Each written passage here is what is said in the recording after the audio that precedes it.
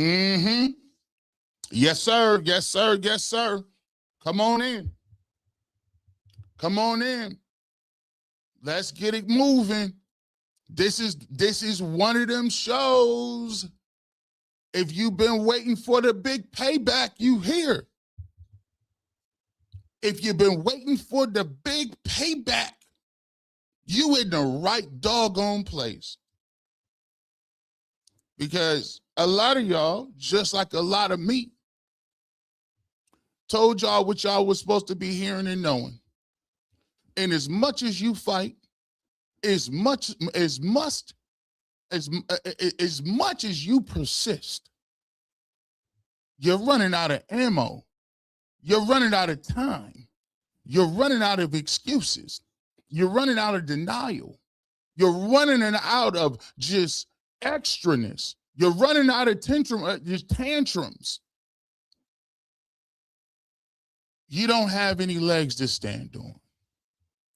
And today, more than anything, we're going to present a case as to why, if you are still, after today, if you are still in denial, if you still got this random thought process in your head that you done made up a completely different world, and you somehow believe that the Cleveland Browns are going out to get Malik Willis or Ty Simpson or Marcus Mariota or Mitch Trubisky or Drew Aller in the 5th round, you're wasting your time, energy, and effort, and you're wasting our time. Because the Cleveland Browns over the last 6 to 8 months have firmly planted their flag around who they said they wanted to get. At every turn, at every nook, at every cranny, everything that has been said has been used as a propaganda tool or some sort of indictment as to why Shedeur Sanders wasn't good enough. Well, listen, you're entitled to your opinion. You're entitled to whatever you want to think. But the fact is, none of the facts line up on your side. When the coaching search happened, everybody talked about nobody wanted the job because of Shedeur Sanders and he was going to be here. Who said that? You. When it came down to the draft time, it was every referendum that we have talked about on the Cleveland Browns since the beginning of the season has been nothing but a referendum on how it's all Shedeur Sanders and he's not good. Going all the way back. At this point in time, y'all can't, what pedestal do you have to sit on? Because it's funny, the same people that was reporting Dylan Gabriel was so great, magically, all of a sudden, those same people want Dylan Gabriel to be cut. See, what happens is when you flailing, when you're in the ocean, when you don't have a life raft, when you don't have any sort of strong land to ground on,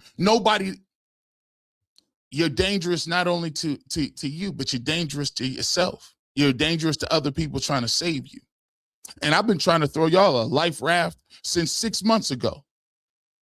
This tells me all you need to know about this is the problem. We're going to weave this in here. And then I just thought about this. We're going to get to it. I'm going to tell you what everybody's problem is. The new era in Cleveland has begun. The Browns and the NFL made a clear statement about Shedeur Sanders this week. And if you were smart, you would simply just go ahead and pivot and get on down the road. We're going to talk about it. We got a couple of things to get to. This is going to be one of the shows. We got our VIP line ready to go. We got callers from our VIP line. If you want to be a part of the VIP line, become a member, we will hear you today. But after today, it's either this, man. Hey, if either you down or you're not. But the convincing is over. The Cleveland Browns, Andrew Berry, Todd Monken, Jimmy Haslam, D. Haslam, and the NFL have spoken to you in a resounding voice. It's called, please move on to the next story, because you barking up the wrong tree. We're going to have a conversation about this today, and maybe we can get somebody's put together. Right here on the most electrifying morning show in all the industry. Get your coffee ready. We're not going to play with you today, right here on the Barbershop.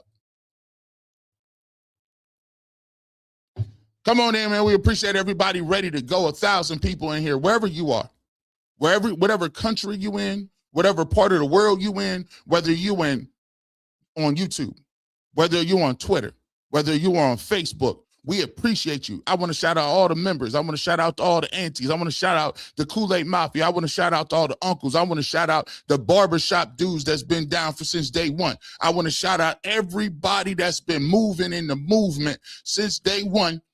And we finally got some action, fellas. We finally got what we wanted. We finally got somebody to stand 10 toes down and get behind it. Let us break this all down. Let me break this all down. Let's start off with the news coming up. Let's start off with this news. I'm going to put this up here. Let's start with this. This was the first domino to drop that hurt some folks' feelings. This was the first domino by the NFL that hurt cats' hearts. And we tried to tell them what it was and how we was going to move with it. Let's see it. Put that up. We're going to start off right here. Shedeur Sanders headed to the Pro Bowl as a replacement. Not bad for a 5th-round pick. In one fell swoop, I see why you're crashing out. I see why y'all all upset. See, y'all all upset because they got y'all together in 1 week. See, denial takes a little bit of time to get over. You need a little time and space to get over denial. There's all the steps of grief, right? So your little 5th-round notion, the fact that we keep arguing about whether or not Shedeur Sanders is good or not, or what his stats look like, well, it's just like The Rock. No one cares what you think. The NFL said, guess what? Shedeur Sanders is going to the Pro Bowl because we don't care about his stats. We talking about some things. I know it hurt a little bit.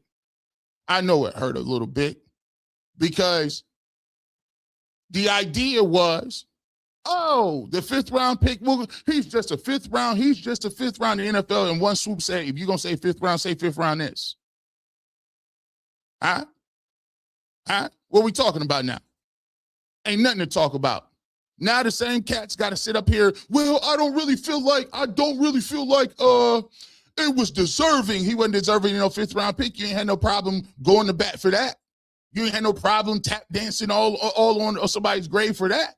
You ain't had no problem and talk about he needed to be humbled. All them reporters talked about that humble stuff, all that other extra stuff. Where are they at? I don't see the articles no more because the NFL told you, pump your brakes.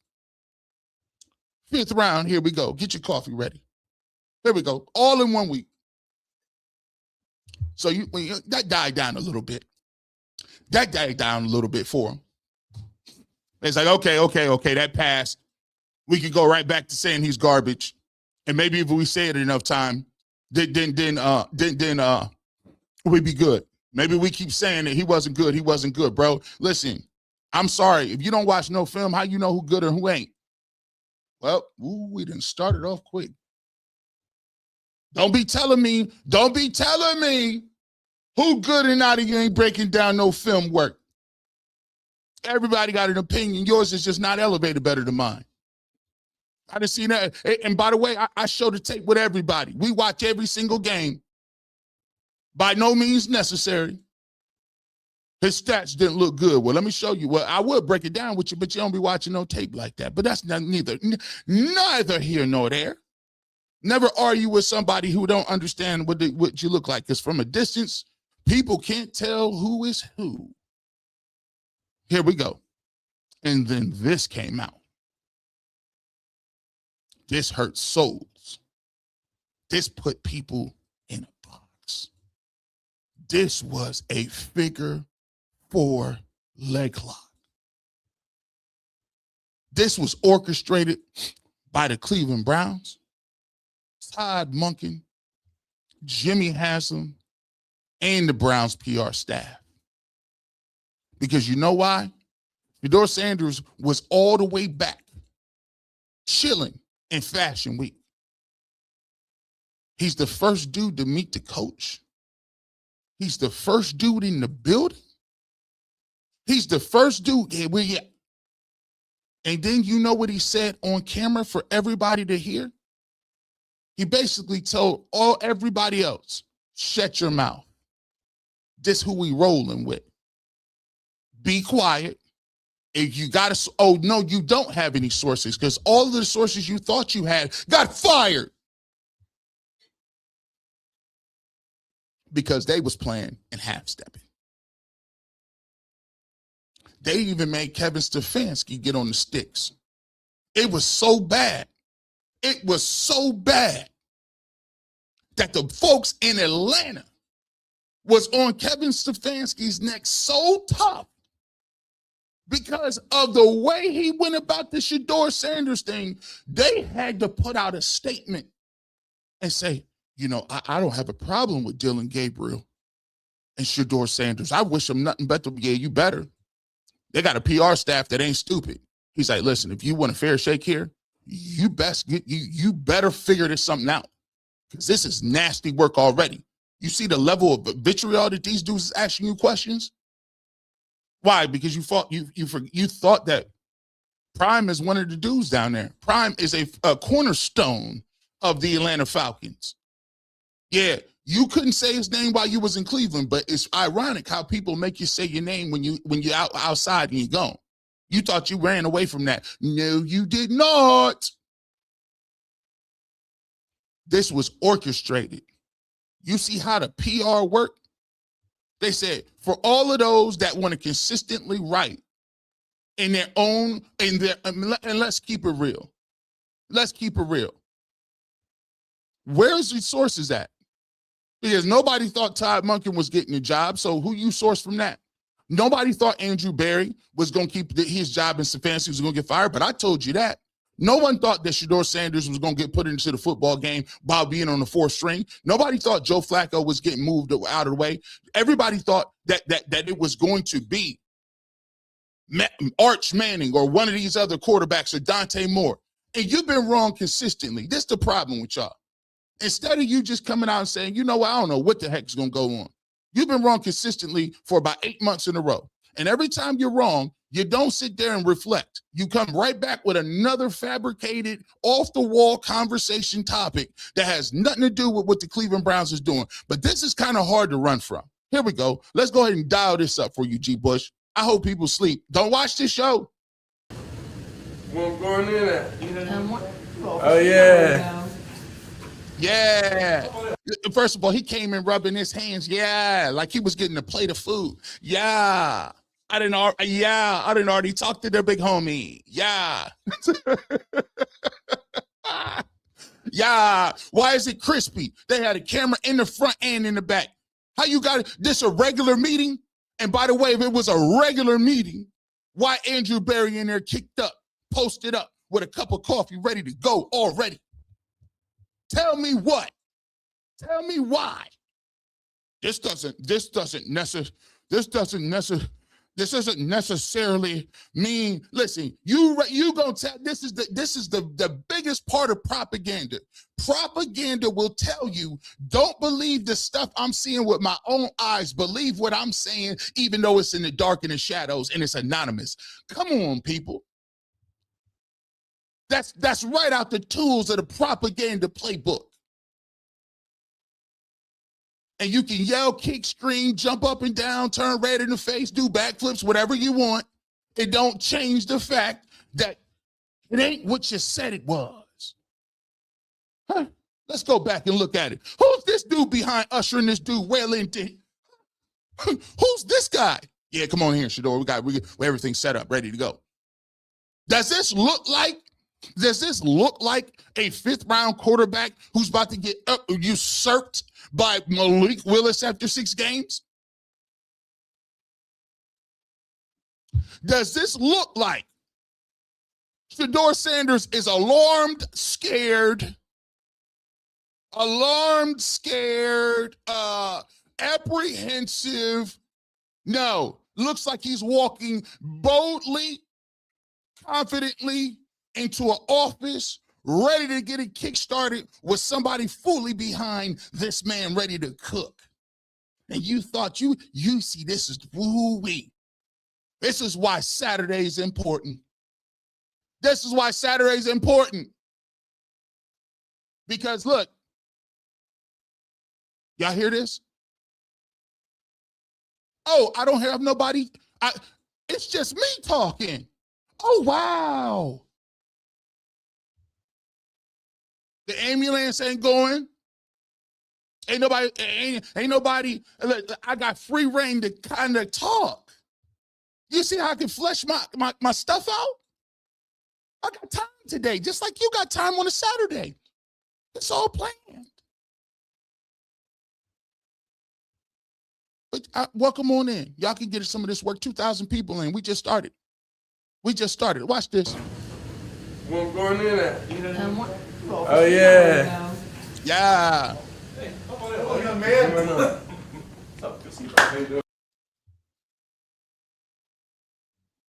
This look like somebody out here. That's the third dap I done seen from Andrew Berry. I didn't see. I didn't see.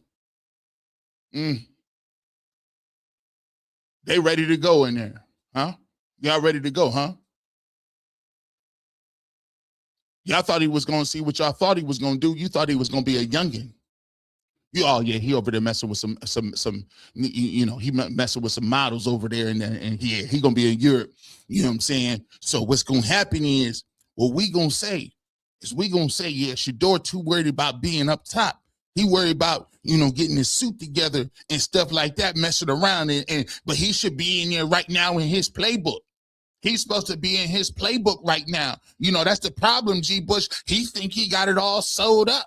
He think he got it all. He's supposed to be ready. He was supposed to be the first one. No, because I told my young guy. Hey, when he get in, you get in. And just like Prime ain't no fool. It's the problem. He ain't you dealing with somebody that got some sense. He got somebody that got somebody behind him. You got somebody that got a father that's gonna tell him how this thing gonna move up. So when Todd Monken got hired, by the way, he already knew Todd Monken got hired. You think that it didn't? You think that it? We're gonna dive way into this. We're gonna delve way into this today. He already knew all this was coming. And he was right there to be watching and getting it done. And the Cleveland Browns was like, yeah, we're going to put this out. We're going to put that out. So listen, you ain't got no sources. Let's keep it real. You ain't got no source. Your sources is gone. Who you hear that from? That's your opinion. But the Browns done dashed all that. Here we go. Welcome back to the States. How we doing, man? Good. Yeah, we tried to draft your ass last year.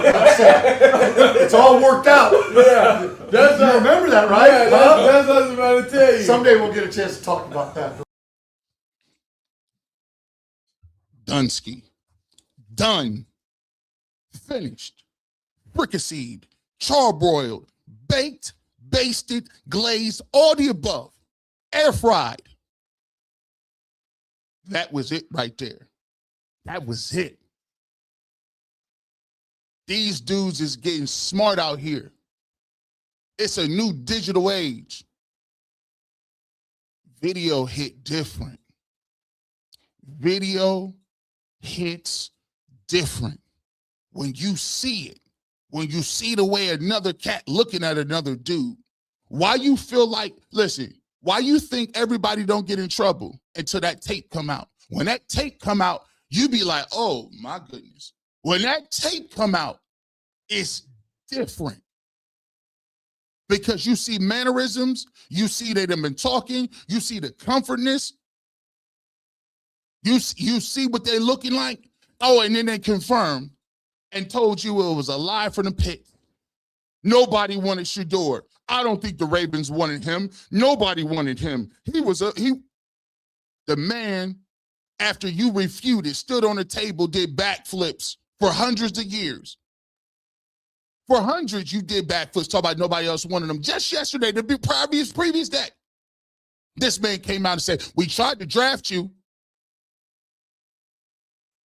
We tried to draft you, dog. He's like, yeah, I know, dog. I wasn't going to sit behind nobody. I thought I was him. I was him today. Now what you got to say? See, here's your problem. I'm going to finish this off. I'm going to tell you. The receipt is on fire. I don't even got receipts, bro. This is crazy work. This shuts you down. Like, for the Cleveland Browns, they told you, go in the corner, sit down, and stop talking about the quarterback and get ready for the draft. I said, ooh, my bad. This day one. They didn't wait to OTAs. They didn't wait to training camp for him to come out and talk about what we feel about somebody. They let it be known. This is the first dude I'm coming to see. This is the first interaction, and we got it live and ready to go. So all the people that's naysayers, all the people that then came up with the mythical places in their head, you can take that and move it right along. By the way, Deshaun, I keep trying to tell folks, man, let me just play it through. Yeah. Yeah, possible. Sit down. Run it back. No interruptions. Run it back. What's going in at? Oh, yeah. Oh, young man. What's up? Good to see you, bro. How you doing? Welcome back to the States. How we doing, man? Good. Yeah, we tried to draft your ass last year. For God's sake. It's all worked out. Yeah. You remember that, right? Yeah, that's what I was about to tell you. Someday we'll get a chance to talk about that. Yeah. Yeah, possible. Sit down. Listen. It's quiet. It's quiet hours. Let me let you know something. This is the problem. And let me just tell you this too. I'm glad to witness it.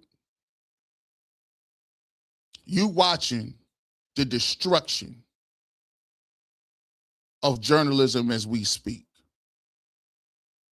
There's a couple of things that happened this week, and I wasn't going to even tie this in. But the fact that Bill Belichick is not a first ballot Hall of Famer, the fact that somebody even tried to make that move, and the fact that I feel strongly about this. And if anybody individually says that it's a problem or feels a certain type of way about it, maybe they should look in the mirror. Because let me just tell y'all something. Let me let y'all know a little something. This is a microcosm of what happens in the NFL and around when we talk about writers and journalists.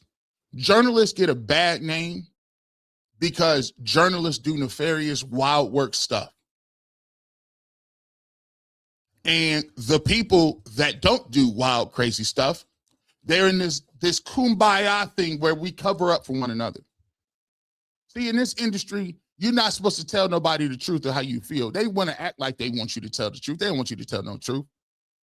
They want you to coddle them, and they want you to protect some of the crazy stuff they do. I come from a football field. I didn't come from writing in no class nowhere. Me and you, we not the same. Please don't act like it. Because at the bare minimum and the bare core of it, I done went under the knife for playing football. Multiple surgeries. If you have not, it's just different. My opinion and yours stay a little different. How is it that Bill Belichick, the most winningest coach of all time, Bill Belichick, 8 Super Bowls, I don't care what you think about him. I don't care what you think about the man's character, his intent, his grumpiness. Bottom line, when it comes to that football field, Bill Belichick is bottom line the greatest NFL coach, a top 3 NFL coach in the history of the game. For there to be even an option for somebody who writes articles and went to journalism school to then say, I'm going to decide by writing whether I decide that this guy is going to be a first ballot Hall of Fame is a shame. You ain't put enough work in. You shouldn't even have the right to speak on him.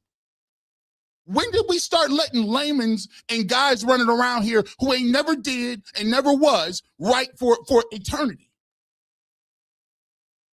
But that's the problem. They've gotten comfortable. And half of the problem people got comfortable in the media was, for so many years, it was, It is because I said so, and I'm a gatekeeper. What you seeing right now is people losing their privilege right in front of your eyes. What you're seeing is people diminishing their clout right in front of your eyes. What you're seeing is people getting uncomfortable because people is pushing back and saying, well, hold on, let me start to actually think about what your credentials are. What have you ever done to say you can step up and you can have a comment on this? And it's funny how it happens when you start to get stripped of your medals. You start acting out. You start being extra. You start everything. What? People, see, now you got to defend your stances. Or in some places, people just don't pay attention to what you're saying. Because now they're catching up and understanding that a lot of y'all cats be in your bags and your feelings. You're emotional. You're trying to prove yourself. You're trying to, listen, I told you all the time, you are not it. It's too many people that's in sports today that ain't never been about sports, played no sports, done no sports, care about sports, but is an integral part of what it is. Nah, bro. Sorry. Don't agree with it. I don't care how many years you've been writing. Bill Belichick all day and twice on Sunday is a first ballot Hall of Famer. I don't care what questions Terrell Owens didn't answer from you. He's a first ballot Hall of Famer. And I stand clearly on it. I don't respect it. I don't. Are there some great journalists out there? Sure there are. But there's a whole lot of them that be doing nasty work. And the point I say and bring this all back around is this is the same energy we got. But you say, G. Bush, why people push back so much? It's arrogance. Nobody wants to be known as a person that's wrong. Instead of taking the information that's very evident in front of their face, you would rather double, triple, quadruple down just so you can be right. What imaginary medals are you trying to get here? What is this even about, Shedeur Sanders? Or is this just about people just want to be right? Because there's no political gain to it now. Kevin Stefanski is no longer here. There's no political gain for it. Listen, there's no more games happening until next year. Are you going to really argue about how good Shedeur Sanders is for 6 months? And that's the only thing you're going to talk about? That's because you're not invested. Like a lot of people, you tell on yourself. You lied. You said that, oh, I want Shedeur to be okay. I want to give him a chance. I want to see what he is. It works out better if he's good for the Browns. All that good stuff. Guess what? It don't seem like it's true because everything that comes out, you do everything you can to diminish, filibuster, throw doubt on, and it don't even need to be that way. You was mad because he in the Pro Bowl playing dodgeball?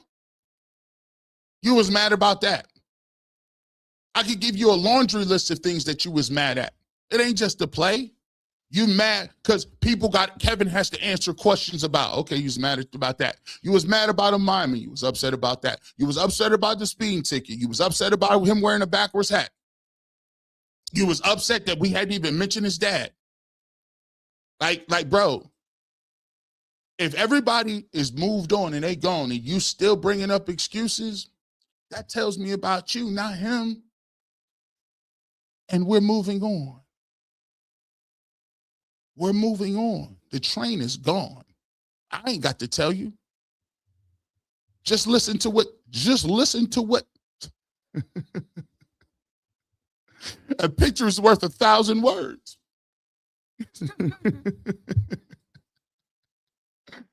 Boy, I tell you. Does this look like, I think Jameis Winston? Shout out to Jameis Winston. We already had Jameis Winston. Boom. That hits different. It's a little different now. Now, let's talk about, now obviously, a lot of people had some problems around the world, right? Some people liked it, some people didn't. Shout out to Ken and Anthony Lyman. I like you. Hey, guys, when they got the news, Ken and Anthony, he said, hey, listen, let's keep it going. Breaking news, Todd Monkin and Shedeur have embraced in Berea, and Monkin said, we tried to draft you in Baltimore, according to the caption. Did he really? Yep. Chef here, sitting Folks, in the studio. you got your quarterback. You got your coach. And this one broke at the end of the show. It's what I like to call perfect timing. I never saw Stefanski embrace Shedeur like that.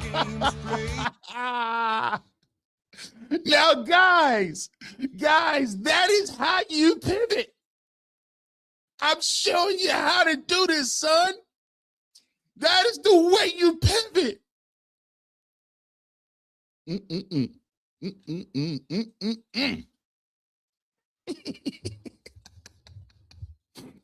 Ain't no future. Ain't no future in fronting.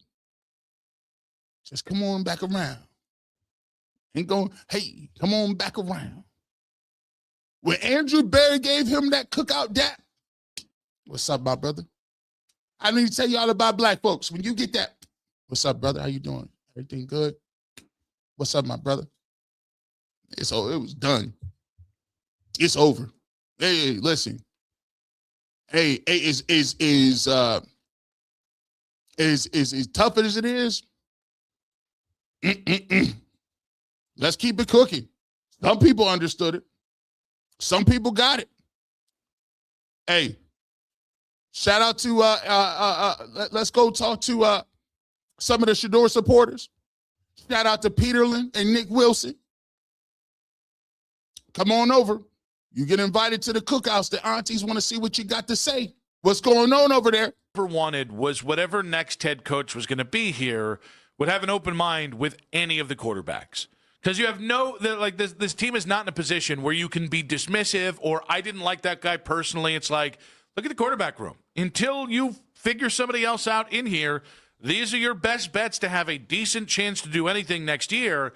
I do like the idea that Todd clearly has some sort of pre-existing relationship with Todd that didn't look like Kevin Stefanski sourpussing Shedeur Sanders in the pre-draft process. And so that was the big thing, is that we got nothing from Stefanski for months on end. We'd asked him point blank at training camp. We asked him about Shedeur Sanders, and he wouldn't say his name in that interview as well. For months, Stefanski just acted as if Shedeur didn't even exist, and that bothered a lot of people. It bothered myself. It bothered a lot of Shedeur fans out there. This is a head coach wrapping his arms around Shedeur. Coach was going to be here. Say it again. Would have an open mind with any of the quarterbacks. Because you have this team is not in a position where you can be dismissive or I didn't like that guy personally. It's like, look at the quarterback room. Until you figure somebody else out in here, these are your best bets to have a decent chance to do anything next year. I do like the idea that Todd clearly has some sort of pre-existing relationship with Todd that didn't look like Kevin Stefanski sourpussing. Stefanski was out here giving any info to whoever wanted to listen to it.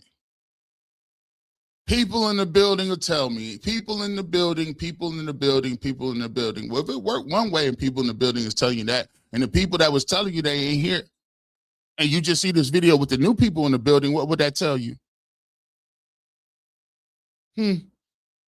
Also, let me just let you guys know something. We'll get to this when we come back. Shedeur Sanders in the pre-draft process. And so that was the big thing, is that we got nothing from Stefanski for months on end. We'd asked him point blank at training camp. We asked him about Shedeur Sanders, and he wouldn't say his name in that interview as well. For months, Stefanski just acted as if Shedeur didn't even exist, and that bothered a lot of people. It bothered myself. It bothered a lot of Shedeur fans out there. This is a head coach wrapping his arms around Shedeur instantly. I think that part was nice. That part was comforting, because it really does feel like that was the sign of a head coach that is like, I'm going to do something with you. I know the plans for you. You don't know them yet.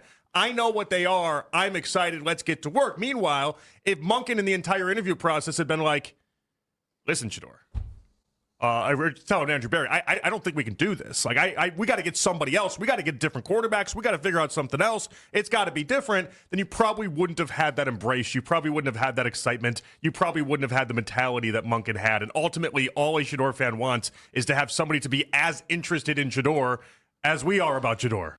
See, that's the thing. Where is that doggone? I hope I got it. I hope I got it. Where I'm, and I don't, what is this? Okay, no, that ain't it. Hold on, let me see. I gotta make sure I got the right hit for this, because let me tell you something. They were right. He's right about something. It's about the way you go about it. It's the way you got somebody that's investing you. It's a difference between somebody not messing with you and somebody promoting you. And they really put on. He looked like he had seen something in Shedeur Sanders. Maybe this is it. Maybe this is it. I gotta say, hold on. Let me see if this is it. Because I could have swore I had this. Let me see. Ever wanted was whatever next head coach was. That ain't it. That ain't it.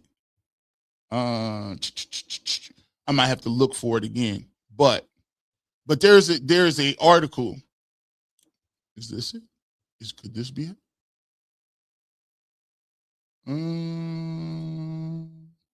Sorry. Nah, that ain't it. That ain't it. We'll find it. We will find it. But matter of fact, I gotta get to this. Nah, we're gonna do this right now. I got time. I want to make sure I get it, because I think it was spot on what he was talking about. In terms of what, here we go. Let me see if I can grab this real quick. Let me see if I can grab this real quick. Let me see if this works. Because I think this guy really encapsulates the difference between somebody acting like they want you to be here or somebody that's really about what you're talking about. And I think what you see in this clip is you actually see Todd Monken be about that life. He actually looks like he has plans. He has some things for Shedeur Sanders that he was interested in doing. And I think when you watch the difference between the interaction with Todd Monken that he had with him, and then you look at the interaction that Kevin Stefanski was having, and like Jonathan Peterlin said, he couldn't even say his name. He wouldn't even say his name. You ask point blank, what about Shedeur Sanders, our young guys? Bro, if that don't tell you all you needed to know about the situation, you in trouble. Thank you very much. Thank you very much. Here we go. I found the clip too well. Let's go. Let's get to this. Shedeur Sanders QB1 season just officially start for 2026. Listen, we found out yesterday from Albert Breer, wrote an article on Sports Illustrated, how the Browns interview process included a 6-question assessment. One of those 6 questions specifically asked candidates how they would develop quarterback Shedeur Sanders. He was the only quarterback specifically mentioned within that 6-question essay portion. So the Browns clearly needed to hear from candidates what the plan was to get Shedeur Sanders to that next level. And then today, the video comes out from Todd Monken coming into the Cleveland Browns facility in Berea for the first time as the Browns head coach. And who's there to come in and meet him? Shedeur Sanders came over from overseas on his trip to meet the new head coach. And as soon as he walks in the room, Todd Monken gives him a big hug and says, hey, we tried to draft your ass last year, for God's sake. It all worked out. So clearly the rumors, the reports that the Ravens were looking to draft Shedeur Sanders last year were definitely true. And also it's worth noting that Todd Monken also reportedly tried to recruit Shedeur Sanders to Georgia back when he was the offensive coordinator for the Bulldogs in college football. So there's a history between Todd Monken and Shedeur Sanders. And I think that is a very positive thing. It's encouraging to see that the head coach not only believes that Shedeur Sanders can be the starting quarterback for the Cleveland Browns, but also has already tried to coach him in the past. So that's encouraging. I think it's a great sign moving forward for Shedeur Sanders and Todd Monken as the Browns head coach in 2026. Hey, shout out to him. Shout out to him. Make sure, man, shout out to Peterlin. Make sure you go follow them. 92.3 The Fan. Nick Wilson Afternoon Drive. Shout out to Lyman and Ken Carmen, 92.3 The Fan. midday show. Shout out to everybody. We make sure you go follow these dudes.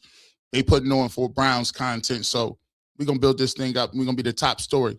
Browns going to be the talk of the town coming up this year. We need all that. Y'all better start listening. Because listen, he broke it down well. What is there now? After all of this, we showing, right? After everything that we showing, you would think, my G, you would think that people would be like, yeah, that's all she wrote. But denial is a very funny thing. Denial is a very funny thing. Let me talk about this. Sorry. Todd can be a phenomenal offensive coach. If Andrew Berry doesn't do a good job of putting talent on this offense, he's not going to do a good job. Offensive coordinators don't do well if they don't have decent talent. I didn't even say great talent. I don't remember. Decent talent. You brought it up earlier, too, about the whole notion of we can't afford it. Like, that doesn't, those are words you don't hear in Berea. No, they always. Even with the cap stuff. Teams always seem to figure out a way. If they really want somebody. Yeah. You can redo Deshaun's contract again, but you might just want to just take the hit, get it all over with, and be done with it after this year. Boy, oh boy. We came so far, and then we came so far, and then we take 10 steps backwards. Let me tell you about Deshaun Watson, because maybe y'all don't see it. Deshaun Watson is with his wife, also in Europe, spending a bunch of money, living it up. Hey, they was on a jet I ain't never seen before. Him and his wife was on the jet. You know why Deshaun Watson is comfortable being in wherever he's at with this money? You know why Deshaun Watson is very comfortable at being in Europe? Is because Jimmy Haslam has already told him he is on the roster. He's on the roster. They are looking around, spending money at a rapid pace because they know they're going to refinance his deal again. And you know why he cool with it? Because at the end of the day, they're going to tell him, Deshaun, you keep your head down. We're going to keep giving you some more money so we can have this cap space to go ahead and field our team the way we want to field it. And at the end of this thing, if you're a good soldier, we're going to give you the Sam Darnold play. Somebody going to give you an opportunity, and you're going to be right here. You're already the backup. By the way, he's the backup right now. You think that they don't already got the game? They got all of their ducks lined up. Y'all late. I don't understand why y'all can't see the play. They got their ducks lined smooth up. Why you think Deshaun Watson and Shedeur Sanders was so comfortable? You heard what Andrew Berry, welcome back to the country. They know where Deshaun Watson is at. Out here spinning that bag. And he gonna come back. Why would you somehow think? This is the thing. I told people, never let your personal feelings get in the way of some stuff that's right in front of your face. Jimmy Haslam does not have a problem with Deshaun Watson. Andrew Berry don't got a problem with Deshaun Watson. As a matter of fact, nobody in the building really has a problem with Deshaun Watson. The only people that got a problem with Deshaun Watson are the people outside the building that's pushing it. Why do I need to cut my losses? Why is it? Ask yourself, why? Think about this, man. What kind of behavior is this? Why do you think that everybody, what are you getting out of cutting Deshaun Watson and costing yourself money? Then it's crazy to me because now we got a contingency of people that told me that Dylan Gabriel was better than Shedeur Sanders when that turned out to not be true. Now you want to cut Gabriel for what? You spend a third round pick on him. Can't you get something out of him? That's self-destructive behavior. I told you about people that be drowning and don't got a life raft. The people that's going to try to save him, they putting your life in danger because they flailing, drowning, grabbing, kicking and pulling because of panic. Why would you panic and say cut the whole room? It's some wild work to me. Then again, Deshaun just might be the absolute perfect quarterback for a Todd Monken offense. Deshaun comes back. Todd coaches him up. Okay, so I'll go back and say this again. All of a sudden, there's Deshaun. I know you looking like the Deshaun that you wanted when you brought him in from Houston, and then all of a sudden you got to sign him again. You didn't want to hear. You didn't want to hear about Shedeur. It's the same thing for Deshaun. What? That maybe he got the gig because he had a game plan for both of those guys. Well, or maybe Gabriel he better too. have a game plan. That's his job. You know? But the game plan he laid out may have been better than the other candidate. If this organization based a coaching hire on the ability to get anything out of Deshaun Watson or Shedeur Sanders or Dylan Gabriel, shame on them. What do you mean? Why did you say that? And he laid out may have been better than the other candidate. If this organization based a coaching hire on the ability to get anything out of Deshaun Watson or Shedeur Sanders or Dylan Gabriel, shame on them. Why would you not hire somebody that's going to get the best out of the players on your roster? I don't understand this. What are we talking about here? Ain't that? These conversations is counterproductive to the integrity of what football actually is. And it hurts. It hurts a little bit. It does. It just does. I don't know. Hey, let's see. KC, did you see the Browns? The defense within Shelby Harris said about Shedeur and bar stools. Of course I did, good sir. And this is sponsored by KC_77. Shelby Harris, tell us how you feel. And the way he carries himself in the locker room, he's one of the guys. You know, he's always around everybody. He's always talking to everybody. He's always, just in the mix. And so all these bad things that you heard about Shedeur before the draft is trash. It was people trying to tear down his name, and that's not who he was at all. And I know other quarterbacks that are like that, and that's not him. And so that's why, I'll always stand up for him, because it's not fair for him to be having this negative, outline of himself when that's not him. He's a great kid, and I'm excited to see what his future holds. Yeah, when your dad's Dion, I feel like a lot of people want to hate on you. Yeah. I wish Dion was my dad sometimes. No, but I mean, this is something that we've even talked about. This is even something that we talked about. The run-up is like, you never heard any of his teammates come out and saying any of this.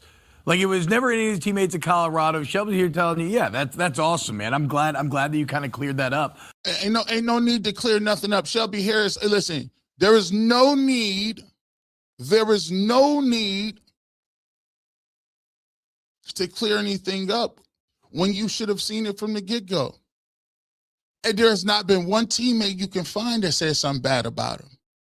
Shelby Harris came out and said, listen, that was all narrative. I'm in the locker room with him. See, here's the thing again. We got to stop. We got to stop acknowledging this. We got to stop acknowledging this stuff. And here's the problem where we are today in society, is the fact that people think that their lie is equal as your truth. So you got a guy that's sitting up here that said it's all lies. This dude is one of the best dudes in the locker room. We love him. His teammates love him. Myles Garrett says, like, everybody says they love him, right?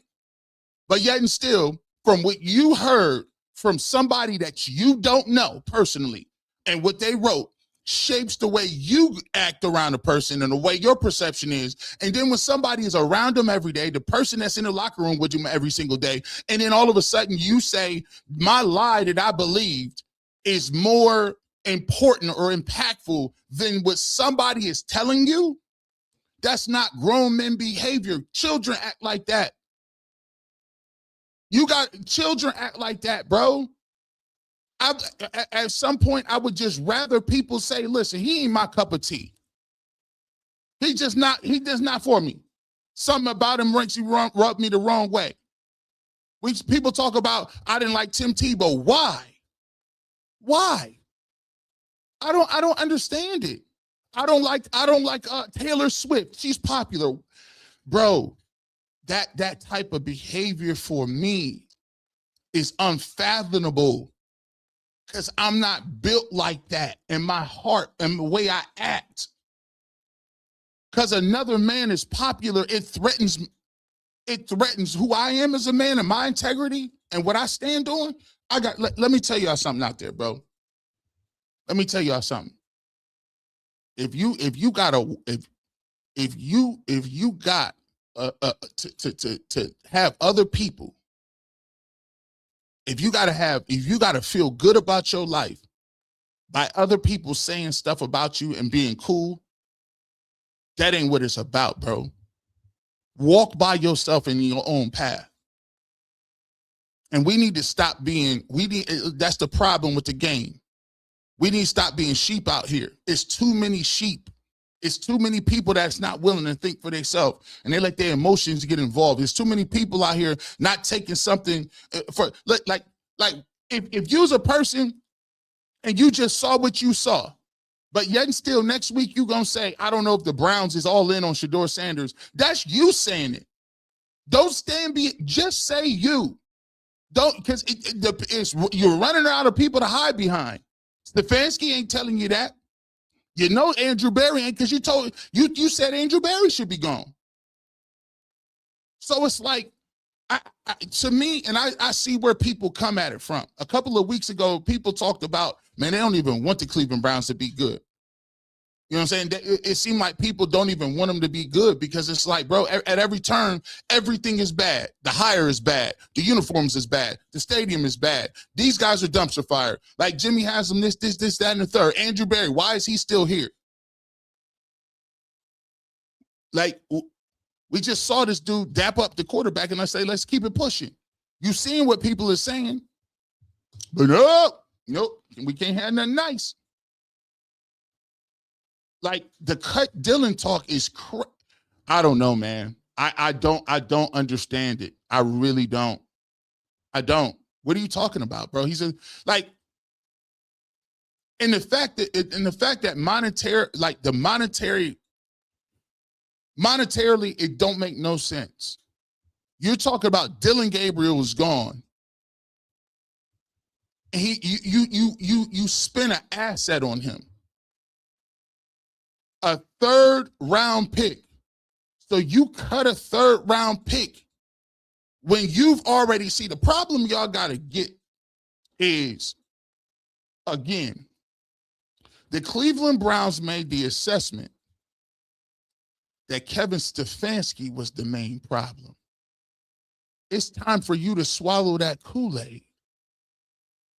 They made the assessment that Kevin Stefanski was a hindrance, that Kevin Stefanski wasn't creative enough, that Kevin Stefanski was not a dude that could get the most out of nobody, and they made a change. If they would have thought it was Andrew Berry too, he would have been gone. But we know why Andrew Berry is still here, because the Haslam's told him about it.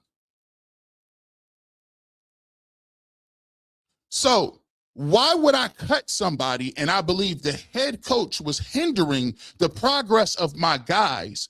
Why would I not let my new coach, who I brought in because he had an idea and a game plan for the guys in the room, why would I not let my coach see these dudes? You think he took the job without saying, I think I could get something out of these dudes? But as anybody, you just want to make a move. I can't be around nobody to say I'm going to make a move for the sake of making a move. For what? And then you advocate Malik Willis? He's played less games than Shedeur Sanders. And let's be frank about it. He ain't that good. What tape have you seen that Malik Willis is cold? What Marcus Mariota tape have you seen? But then again, I told you what it is. It's at some point with some people, anybody but Shedeur, and it's comically obvious at this point. Because even when the coach dap him up and say, I was trying to get you last with the Ravens, you still in full-blown denial? How are you in full-blown denial when the tape is right available in your front face? And the picture's just sitting here. This is the face of somebody that wants to go back and get Jameis Winston or Mitch Trubisky. Come on, guys. Come on. Good gracious. Let's keep going. Wanted him before. That puts Shedeur on Team Monkin. And it's a positive thing more than... I see. Jeff, if a coach wants you and it says, I wanted you, it's a big deal. He didn't say that. We wanted you in Baltimore. We tried to draft you.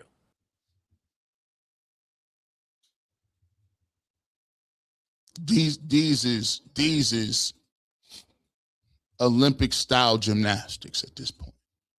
This is Olympic style. Talk your stuff, Andy Baskin. Shout out to them. Make sure you go check them out too. That means we want you. Doesn't mean that he did, Andy. It means the organization did. Would you, if you didn't want him, there's no way you would have said that. Well, you're going to walk up to him, and what are you going to do? Ignore him the first time you see him? No, hey, it's nice to meet you. I'm looking forward to working with you. That's it. Well, he went out of his way to trying to build a good relationship with him. Of course, he's going to say that kind of stuff. Yeah, but what What's he going did to say? By the way, we thought it was crap that you didn't want to get drafted by us, and we thought you were arrogant. So thanks for not coming. And now I got to deal with you. Is he going to say that? No, but he's also not going to say we wanted you in Baltimore if he doesn't want him here in Cleveland. Why would you say that? Now you're interpreting things. You're interpreting things. What I'm telling you is there's no better feeling for an athlete than to have their coach say, we want you, we wanted you. That's my point. Let me just, hey, guys, come here. No names necessary. No names necessary. I would ask you, guys, to refrain from names. I would ask you to refrain from names. I'm talking to everybody. This is the fork in the road. You're going to have to decide whether you with us and you gonna stand by all the stuff you said, because everybody talks about how we want to get rid of folks. We should give people chances. We should get behind somebody. If the organization told me, if the organization feel like, we say that about every other quarterback that ain't part of your organization. At some point in time, I would ask every single person out there that covers the Cleveland Browns, maybe you should act like it. For once, let's not do other people's biddings. For once, let's get involved. How's about covering somebody and giving them an opportunity and pointing some energy into them? Because when I turn on the radio and I listen to what I'm talking about, I think I keep hearing a bunch of people that do local media that's trying to audition for national media and saying what they think you should say, instead of doing your due diligence and talking about this team with some authenticity. I'm not saying that you guys got to come out here and blow smoke up the Browns' butts and say everything that they say is awesome. But for once, maybe we've been losing so many years that we feel like this is our role. Your role does not have to be a curmudgeon loser. Your role can change. Your role can be things. Your mind can change. Your ideas, whatever you got can change. The Cleveland Browns have made it very obvious and clear. From the changes with the head coach, from moving every quarterback out the way for Shedeur Sanders to play, from Andrew Berry and his comments, from Jimmy Haslam and his comments, to the new head coach and his comments, there is nothing that you can point to that says the Cleveland Browns are not behind Shedeur Sanders. We're not even asking you to sit up here and say we agree that Shedeur Sanders is gonna be the greatest quarterback in the world next year. But the thing we are asking is don't be dishonest. Because if I keep hearing people say things about his attitude and you're still peddling that garbage, you won't let it go. You keep, his teammates tell you it's different. His general managers keep saying it. At this point, you might as well just come out and say, I don't like Shedeur Sanders. I don't like his father. I don't like him. I don't like him playing for the Browns, and I wish he would be gone. Then guess what we could do? We can at least know where we're at. See, at least if you come out and put the line in saying, I know where you at. But this stuff is wild. They played a clip, and it's like, what do you mean? Like, I don't get it. You just saw it. It doesn't necessarily mean that denial is a powerful boy. But in other news, let's talk about this.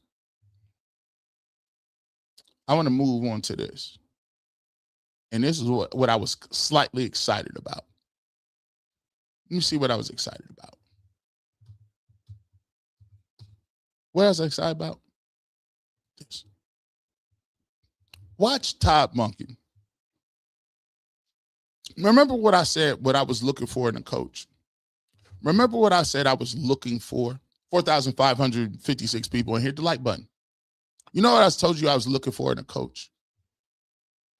I was looking in a coach, somebody that wanted to be here. And what was evident was Todd Monken was somebody who wanted to be here and wanted the opportunity to coach the people that were here and believed in what the Cleveland Browns wanted to build. And more than anything, I'm not over here talking about winning no press conferences. I'm not over here talking about getting the hot coordinator. I want to get somebody who want to be here. I'm unapologetically Cleveland Browns first. I can't say the same for a lot of other people. That's no knock. Over in the barbershop, I told you how I'm moving in 2026. I'm told you how I'm moving in 2026. This is. Let me tell y'all something. You can do whatever you want to do. In 2026, I'm talking about what G. Bush is talking about. I'm talking about what G. Bush is talking about. You know, sometimes I think a lot of people get it misconstrued back and forth. And I think this happens when you come from humble beginnings, or when you come from a place where you've been grinding since your life to try to get on and put on and do. You got to understand, a lot of times people will like you and have a comfort level with you as long as you underneath them. People got a comfort level with you until don't you start doing too much, until you start growing, until you start having, until your opinion is different. Then everybody is like, oh, I don't know how. When people always talk about, man, I'm glad you growing. I'm glad you know you don't be glad for nothing. People like to see you grow until you get to the point where you close to them, and then it becomes threatening. So, but what I'm telling everybody, and this goes to everybody moving, I stand on what I say. Let's just be truthful here. I stand on what I say. I put my research in, I put my time in, I put my effort in. You check my resume and you check yours. I bust my tail doing this stuff. I put on. I talk to my voice, it bleeds, or whatever the case may be. So I don't need to mention nobody's name. I don't need to piggyback nobody's name. I don't need to build off nobody else's name. I came into this game by myself, solo. Nobody gave me no work. I've been doing this for years. But respectfully, there ain't nobody in this game that know nobody different than I know. Ain't nobody got no upper top facts than I got. Ain't nobody got no Rolodex bigger than mine. The same people that you can talk to, I can talk to. The same people that's on your phone is on my phone. I just move in silence. I just don't say too much. But let's just keep one thing clear in 26. I don't need to piggyback nobody's game. I stand on my own too. And you know why I can say that confidently? Because I know that I ain't get here because of my own merit. I got here because of God. I got here because God put me and blessed me. Every single time I come on these airways, God put me in a position. All this stuff I'm talking, that's coming straight directly from when I come, before I come anywhere, I say, God, put me in a position where people is open to think. Put me in a position where I'm not speaking out of pride. put me in a position where I'm speaking from a position that's going to be optimum. People say, you got a lot of patience. No, I ain't got a lot of patience. I got a lot of praying. It's a lot of people pray for me. And I appreciate the ones that do. But when I go on places, I pray and say, "You, God, have me word my mouth so that I'm in step with what you got." Because it's easy to get outside of your framework. Pride, ego, we all got it. And all of us got egos in this industry. But what I pray is, put me where I'm supposed to be at. So respectfully, I just want to let people know, listen, we ain't got to do that. We ain't got to do that. We ain't got to go back and forth about nothing. But the reality of this situation is, hey, the same way y'all in the game, I'm in the game. Let's keep cooking. Todd Monken, sometimes all you got to wait for your opportunity. Sometimes you got to wait for your opportunity. Watch how this man is looking. Sometimes it's all about that perfect timing. Watch what he say. You know, when I got off the plane, I'm like, it's everything you work for. It's everything you work for. Really cool. Really cool. Run that back. You ain't check. Run that back. Run that back. You know, when I got off the plane, I'm like, it's everything you work for. It's everything you work for. Really cool. Really cool. That was impactful. He said, I got off the plane and realized this is everything you work for. Everything you work for. See, sometimes you don't know where to place when your time gonna come. I'm sure on the road, Todd Monken went from stop to stop, place to place, and thought to himself, am I ever gonna get the opportunity? Thought to himself, am I ever gonna get to the ability to be a head coach somewhere? And timing is a perfect thing, all in God's timing. Because sometimes it's not the person who you think you need or the think you want. It's the person that's the right person for the job at the time. And you look at Todd Monken and you look at his track record and you look at what he's been able to do. And the first thing that I thought about is when two people touch and agree, when you got two people who believe, magic happens. When you got two people that's on one accord and they know what they're supposed to be doing, they unstoppable. Andy Baskin said something a couple of seconds ago, and I agree. I remember growing up in college and growing up in high school, and I've always been, quote unquote, a little bit of a rebel. And the one thing that always stuck with me, and this happens a lot, is you deal with, whether it's your athlete or you're in the industry or whatever, sometimes you deal with a complex. Sometimes you deal with a complex. And you say, nobody invested in me. Nobody respected. They respect your talent, but you didn't respect it enough to get behind it. You didn't respect it enough to go to bat. You didn't respect it enough to be unapologetically bold, like, no, this is my guy. This dude right here is the next one. And sometimes when you go through life and you looking for that, you know what you got inside. You know what you got inside. You know what your talent is. You know what your gift is. But it's different when somebody else says, I believe in it fully.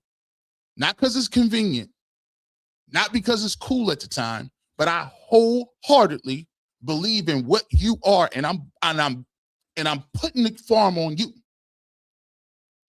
Do you know what type of ally you can get if you got somebody who is always fighting for respect, always fighting for their footing, always fighting to get their foot in the door, always fighting to stay and to carve out a place. Do you know what type of ally you would get if you invest in that person? That dude gonna make sure you never lose. I'm gonna make sure that I'm gonna do everything I can that nothing go wrong. I'm gonna give you my best work. I'm gonna show up when I'm tired or sick. You know why? Because you believed in me and you gave me an opportunity and you stood up and said, I don't care what nobody say. That's the guy. That's the dude. When you look at Shedeur Sanders,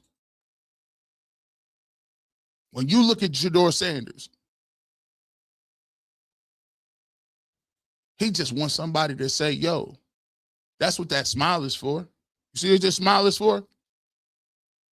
Somebody really want me. All he wanted was,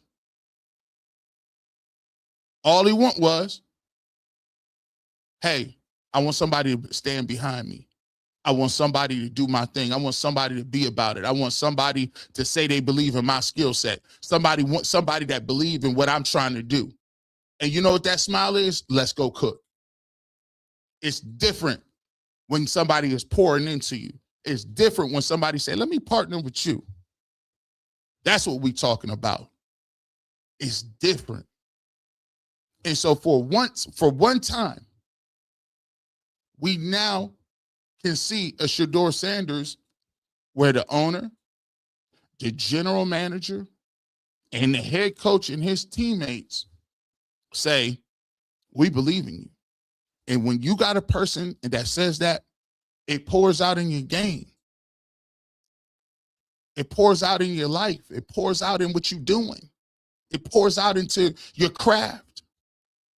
Because you're looking around and you understand what it is to go through that grind, to go through the struggle, to go through all of the ups and the downs, and you know what? Think about this. Think about how many times Shedeur Sanders had to hear people say nobody else in the league wanted you. How many media members, nobody else wanted Shedeur. The Browns were the only one that wanted him. Nobody wanted this man. And you know how big of a relief it is for the guy to come out for the Baltimore Ravens and then say, you know what, we tried to draft you. How many times do you think he wanted to jump out on stage and say, y'all need to shut up. Y'all didn't know the Baltimore Ravens wanted me to be here.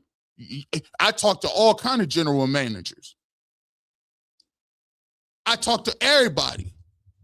I talked to a lot of teams that want, but you know what? He couldn't say that because he wasn't in a position to do that. He had work to do.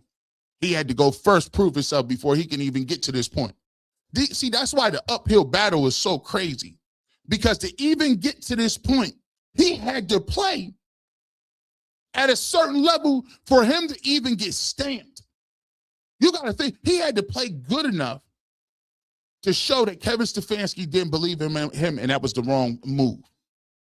Think about that. Think about that, guys. With no practice, no nothing. He had to come out and show.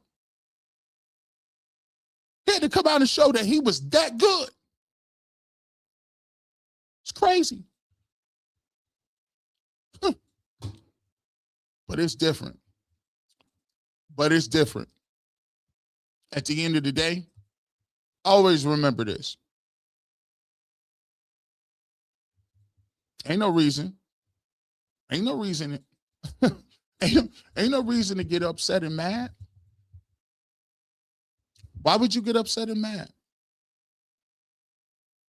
Heavy lifting is done now.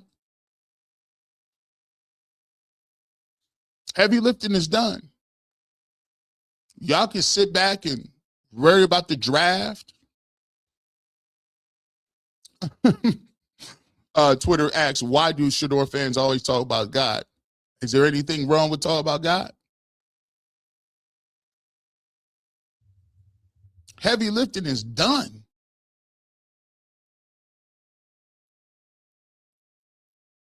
Heavy lifting is finito.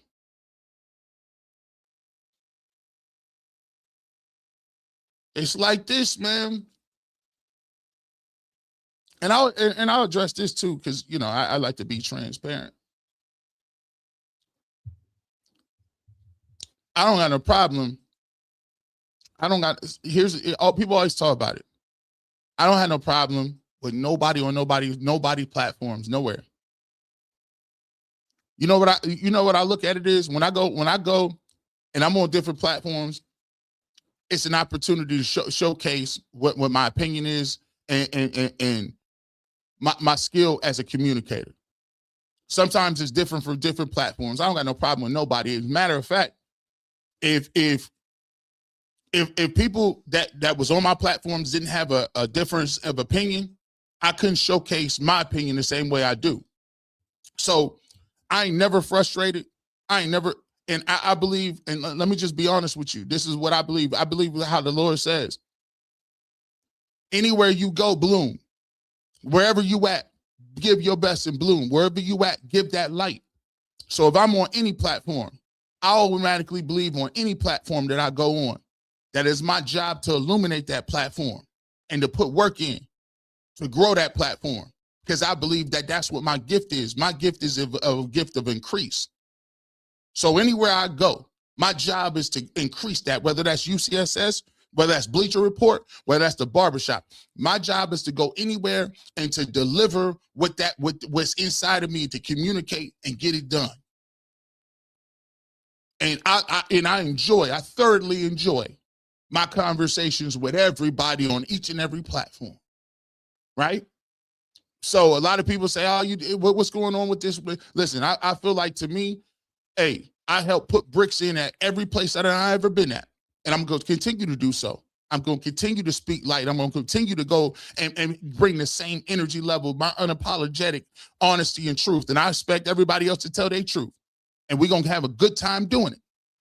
So, I want to let people know, I ain't got no problem with nobody in the industry. Like I said, I got everybody's number. But here's what we understand. They know what G. Bush do. They know who I am. They know how I am. So you gonna get the authentic regardless. So, ain't no hard nothing. Ain't no hard feelings between me and nobody. I enjoy every single time I pull up. And we're gonna pull up and have a show. That's how we're gonna do it. We salute everybody. Let's get to it, man. Let's get to some let me get to some voicemails. Because this is what I want to talk about. I'm gonna get y'all's thoughts. This is how we giving it up. Let's get to some voicemails. Y'all want to do some voicemails? Rosie, some voicemails? Okay. All right, cool. Rosie be telling me. She be like, man, come on, man. She'd be like, wrap it up. You're doing too much preaching right now. Get to these calls. All right, Rosie. I got you. Let's go to Christopher Robbins, right? Let's get to Christopher Robbins. He's calling in. Let's see what we got. Make sure it be turned up. Hey, G. Bush, it's your man, Christopher Robbins, checking in from Warsaw, Poland. Next stop, Philippines. To answer your question, I think Monkin will be a good fit for the Browns, especially Shedeur. I'm tired of hearing the narrative and all the pundits talking about other quarterbacks. We have a quarterback on the team already. Let him get a year under his belt under a great offensive-minded coach, and let's see what we can do in year 2 with some pieces around him. Hey, listen. Hey, G. Bush, it's your man, Christopher Robbins. Shout out to Christopher Robbins. Dang, he in Poland. He moving around. We got a global fan base, man. We global. We moving around. We global. We moving around. Shout out to you. I agree. I think, a lot of people, we keep the thing for me is, like, some of the names they be bringing up is crazy to me. Like the Malik Willis thing, like we just made that up. Like last week we was talking about Kyler Murray. I'm like, bro, Kyler Murray is under contract. Like, where did that name come from? Like, Malik Willis, did we just create that? Like, what about Malik Willis in his game plan did you see that was moving mountains? I don't understand it. Let's get to Mike in DC. Yo, G. Bush, what's happening, my brother? Yo, this is Mike from DC, brother. Look, man, I believe Monkin will improve the offense, and I don't think it would take that long to see productivity from the pieces he has with the pieces that will be added. He's willing to adjust to the talent, unlike Stefanski. And to me, a coach that's stiff in his scheme will always lose out. Peace. Hey, man, listen. Hey, I appreciate you in DC. Keep listening. I like the fact that Todd Monken, that's what he brings to the table. Multiple, adapting to what his players is doing, able to do certain things. Like I like his energy and approach to that. He's done it in Georgia. He's done it in Baltimore. He's done it everywhere he's been. So for me, I think like it's a situation where I'm impressed by that. And sometimes, and let me just tell you like this, I'm not, unshaken. I'm not a person that don't understand like how you can have knee-jerk reactions to certain things. At the first part, I really wasn't into Monkin all that much. I told people out of the candidates that was still left,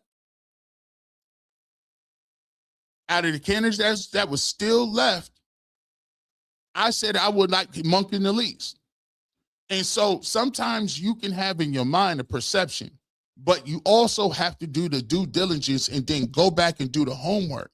And as I started to do the homework and started to look at what Todd Monken has done over his career, I had to say to myself, hey, man, this guy's done some stuff. This guy has this guy got a resume, man. So, I do think that some of his stuff really translates well. Let's get to Eric in Cleveland. Eric in Cleveland, you're next up. How you doing, G. Bush? This is Eric, Cleveland native, living in San Antonio. I just want to say something about the hire of Todd Monken. I do not understand why everyone is upset. Todd Monken wanted Shedeur Sanders in the 5th round. He was with the Ravens when they was going to draft him. He's great at developing quarterbacks. So I'm trying to figure out why everyone is upset. I understand we wanted Jim Schwartz, but I believe Todd Monken is going to be a great head coach for us. What do you think? Shout out to my man in San Antonio. We appreciate the call, my guy. There's a 3-part tool. There's a 3-part program to why people are so upset. It's because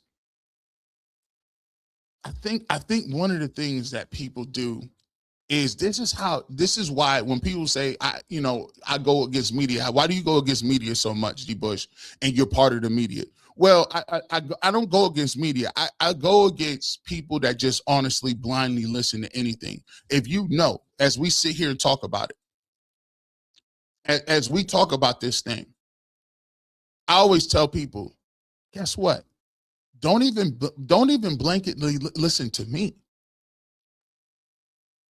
Like don't even blanket if you just because you like the way I say stuff or I may emote something or we got the same ideology, like even some stuff that I could be out of pocket with. Always be willing to do the homework and to decipher, because I'm not infallible. Do your research based on what you, and then go back and see if it line up. So for me, I think a lot of times we are told who the candidates are. And if we say something 1,000 times, all of a sudden you become to look at those candidates as they're the only people that's ready to do something. But then when you go back and look at it, you say, well, hold on. Todd Monken won 2 national championships in college. These guys have never even called plays. How are they hired? Todd Monken was with Lamar Jackson, and he was an MVP. 41 touchdowns, 4 interceptions. What is these other guys, Udensky and Shieldhouse, done? Nothing. They haven't done anything. So why is it that this guy has a wealth of knowledge, a wealth of experience? He's coached in the pros at a high level. He's won 2 national championships. He's been all over the gambit. He's been a lifelong coach. Why is it in our mind, in our bias, in our cognitive dissonance that we say that somebody who hasn't done anything has the same resume as somebody who's done everything? Because we like them, because we That's backwards, bro. That's backwards. Like nowadays, I don't like when people just we will put a resume up against somebody else's resume and it's crazy. I'm like, wow. So I had to go back and look about what Todd Monken do. Man, I looked at it. Some of the stuff that he say it hits different. You know what I'm saying? I had to highlight that. Let's get to Lord of the Drip. What's up, G. Bush? It's Lord of the Drip OG. I do think that Todd Monken's ability to explain offensive concepts and, more importantly, simplify the offense for both Shedeur and his wide receiver group are going to benefit them tremendously this upcoming year. I expect to see the young man thrive. I expected to see that anyway. All they need to do is shore up that line. Go Browns. Doo-doo Browns! I love the fact that he said go Browns. I love the fact that he said go Browns. I see what I'm getting, and let me know if I'm wrong. Let me know if I'm wrong. So let me show you a little bit too, because I keep this on deck. I'm gonna show this a little bit. Let me show you this. I wanna show a little something. This is a little long, but let me show you what Todd Monken, some of the things that the reason I say, Todd Monken is one of the legits because of what he said here. Let me show you. You go through this process where you're interviewing with the Ravens, and there's reportedly a lot of interest from you after helping Georgia win 2 straight national championships. What made you feel like this team, this opportunity was the right fit for you? Great question. Probably very similar to how I felt about going to Georgia when I did, which was, okay, a culture that's already set, team that's really good on defense. So what can you do to potentially go there and build on what they had done previously offensively? And that was probably one of the biggest things, when you talk about stability as a head coach, culture, organization. That was probably the most intriguing thing of anything. So when I've looked back through your career and the different places you've been, there's been a lot of different systems that you've run. It's not just one specific system where that's the only thing that you've done. It's been pass heavy at times. It's been featuring the tight end, balanced. So as you look at the team here, what's your expectation for what this offense and what this system will look like? Well, you're right. I've been through a lot of systems, with different coaches and their beliefs, in terms of how you attack people, which has been really good. I'm a byproduct of being around really good coaches and really good players that you learn a lot from, and I've learned a lot from both. And the system starts with having really good players. Okay, that's a start. You got really good players, that at least gives you a chance. And then trying to figure out, obviously you have to have an identity. I mean, you cannot control the game if you can't run the football. You can't. You absolutely, the physicality of your team, and then everything comes from there. Now, there's varying ways of doing that. Physicality doesn't have to mean that you are in 13 personnel or you have a fullback in the game. That's a part of it, that's for sure. But it also is physicality, whether you're in 1 back or 2 back, and the ability to be able to push the ball down the field. Because no matter what level you're at, the way you win is don't turn it over, be explosive, score touchdowns in the red zone, be good on 3rd downs, don't have lost yardage plays, and if you have a quarterback that can make off-scheduled plays. That's where it starts. Whether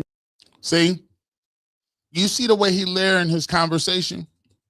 Y'all see the way he's layering what he's saying? When he came in and was talking to certain things, talking to certain points, he was coming in with the idea of layering the way he had a plan. You notice what he said about getting the ball downfield. One of the Shedeur Sanders' strong suit is throwing the deep ball. One of his other strong suits is the fact that he's going to play off kilter. He's going to play and be able to play off schedule and make plays outside the structure of the game. So when you hear these terms and you hear him talk about his plan and how his plan is precise to what the Cleveland Browns want to do, I can see exactly why they picked him, because he has a plan specifically in mind for what they want to do. And that plan is very evident. Let me get to another thing right here really quickly. I'm not going to play the whole clip, but I wanted to get to a point where they start to talk about what it means to be a developer. And I've always been saying this. It's about being a developer of talent. What can you do to develop these individuals? You're in 2-back, 3-back, no back. Those are all the same parameters when you go from an analytics standpoint. So in my mind, how do we get really elite at those categories that really matter? The thing I probably think most of all of it, when you say like what excites you the most, what excites me is when you hear what the players say about your quarterback. And when they say about complimentary things about that player. What? In terms of wanting him as a teammate, wanting him to lead this team. Those are positives when you're talking about, okay, our success. You know, the player's belief. Just like you'd want that same belief in them saying the same thing about Coach Harbaugh. Just like you'd want them to say the same thing about me. You know, that you want, if you interviewed guys at Georgia, I'd hope they would say certain things about me. If they didn't, that would suck. He understands it. Layer it on top of the layers. Layer it. I'm just going to play them back to back so you ain't got to misconstrue it. What did he say? It's about what the other people in the locker room feel about you. It's what they saying, right? The way he carries himself in the locker room, he's one of the guys. You know, he's always around everybody. He's always talking to everybody. He's always, just in the mix. And so all these bad things that you heard about Shedeur before the draft is trash. It was people trying to tear down his name, and that's not who he was at all. And I know other quarterbacks that are like that, and that's not him. And so that's why, I'll always stand up for him, because it's not fair for him to be having this negative, outline of himself when that's not him. He's a great kid, and I'm excited to see what his future holds. Now, bring that back. I don't want to get it confused with what just G. Bush is saying. I don't want you to get it confused that I done doctor something, that I done move something out the way, that I tried to make it seem like what it is. I'm showing you what it is right from the horse's mouth. This is somebody that's a locker room leader. And then show me what the coach said he's going to judge his quarterback by. Bring that back. I do think that wanting him as a teammate. Bring it back. Score touchdowns in the red zone, be good on third downs, don't have lost yardage plays, and if you have a quarterback that can make off scheduled plays, that's where it starts. Whether you're in 2-back, 3-back, no back, those are all the same parameters when you go from an analytics standpoint. So in my mind, how do we get really elite at those categories that really matter? The thing I probably think most of all of it, when you say like what excites you the most, what excites me is when you hear what the players say about your quarterback. This is why it's important. This is why you got to take time to find painstakingly. If you want to know why something happens, you got to go dig in the weeds. Do not take my word from it. I'm showing you what this man said when he was with the Ravens. This is before he took the Ravens job. So he's telling you something. He ain't saying that this when he was with the Browns. So this is his philosophy in general. It's not no bias. He's not trying to win a press conference. This is what he's saying before he took the Ravens job. Unsolicited. So when he says this, you can understand why it is that Shedeur goes in and daps him up, and you see what I'm talking about though? It's different. This is why I always say, you and me, we not the same. I got to find out. I got to go see for myself. I can't listen, even God sent scouts out to go give him a report about the promised land. And only a couple people came back with the good report. Oh, y'all, I'm sorry. I didn't expect it. Y'all didn't expect me to go. This was off schedule. This is off schedule. I'm sorry. Here we go. Tell me what you think about it. Tell me what you looking for in a quarterback. You notice he ain't saying nothing about no EPA. He ain't saying nothing about no random stats. You notice what he said. I'm in here to tell. I want to know what the fellas think about him. And when they say about complimentary things about that player in terms of wanting him as a teammate, wanting him to lead this team, those are positives when you're talking about, okay, our success, the player's belief. Just like you'd want that same belief in them saying the same thing about Coach Harbaugh. Just like you'd want them to say the same thing about me. That you want, if you interviewed guys at Georgia, I'd hope they would say certain things about me. If they didn't, that would suck. Yeah, we just, okay. I just wanted to show you. I just had that laying around. I just had it laying around. It was just laying around. You know what I'm saying? I just wanted to hear from the coach what he thought about it and how he was moving, because I thought it was very pertinent because of the Shelby Harris comments. Because I don't know how flatly you could come out and just be like, y'all don't know what y'all talking about. Again, all first verse. Hey, listen, man. Come on over.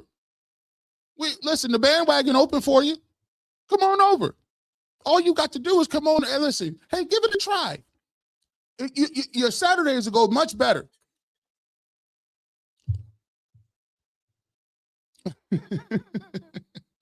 Just give it a hey. You don't got to come and say he the next coming you don't got to say he Warren Moon. All you got to do is just say, I'm gonna give this a try. You know what? This little let's give it a shot. Let's get back to these phone lines, and then we're gonna get to your comments. Auntie Dawn is in the building. Let's go to her next. This is Auntie Dawn, and I believe Coach Monkin, based on his resume and the accolades that have been spoken about him, that he is bringing something to the Browns. This is a new Cleveland, as everyone is saying, looking forward to what happened and what takes place in 2026. Like you say, G. Bush, can't miss in 2026. Ah, yes, indeed. You know what we talking about. Shout out to Auntie Dawn. She over here. We 25, we came alive, but in 26, we ain't gonna miss. We got the aunties in the building. R. Anderson, what's going on? What you got on Shedeur and the Monkin? Hey, G. Bush. God bless. R. Anderson, NC here. Look, I know the question was about Monkin, but I was so excited to see Shedeur, the only quarterback there to greet Monkin on his first day. That says a lot. Shedeur's in the right place at the right time. We are looking at QB1. Go, Shedeur. Hey, you see it. You see the grin. You see the laugh. Shout out to the aunties out there. It's okay. It's all good out here. Hit that like button wherever you at. Hit that like button for your boy. My man. My man, Nate from Bristol. What you got going on, Nate, boy? That boy crazy. Nate from Bristol. G. Bush, I got another question for you. What's up with all these pretendees? These pretendees dudes act like they don't know what Andrew Berry had in the making or Jimmy Haslam had in the making. They got Todd Monken. You know who he loves. Recruited him in Georgia. Recruited him in Baltimore. They building the stadium. Shedeur's a big draw. And he got the arm and everything. Why they act like they don't understand? Listen. They playing dumb right now. Don't play dumb.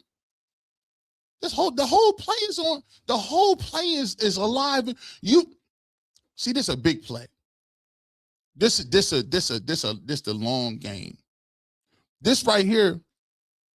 When it started with the Pro Bowl, I said, "Oh, they didn't say my bad. We tripped. My bad. We tripped." When they came out and said he's gonna be in the Pro Bowl, I said they didn't got the game plan and the mark. The syndicate is behind him. You know what they started to realize? This dude, he got more. He got more to offer. He got more to offer. We need to have him at this, whatever we're having, he in the Pro Bowl. I said, oh, this is the big time play. Because here's what you got to understand about it. Nothing moves.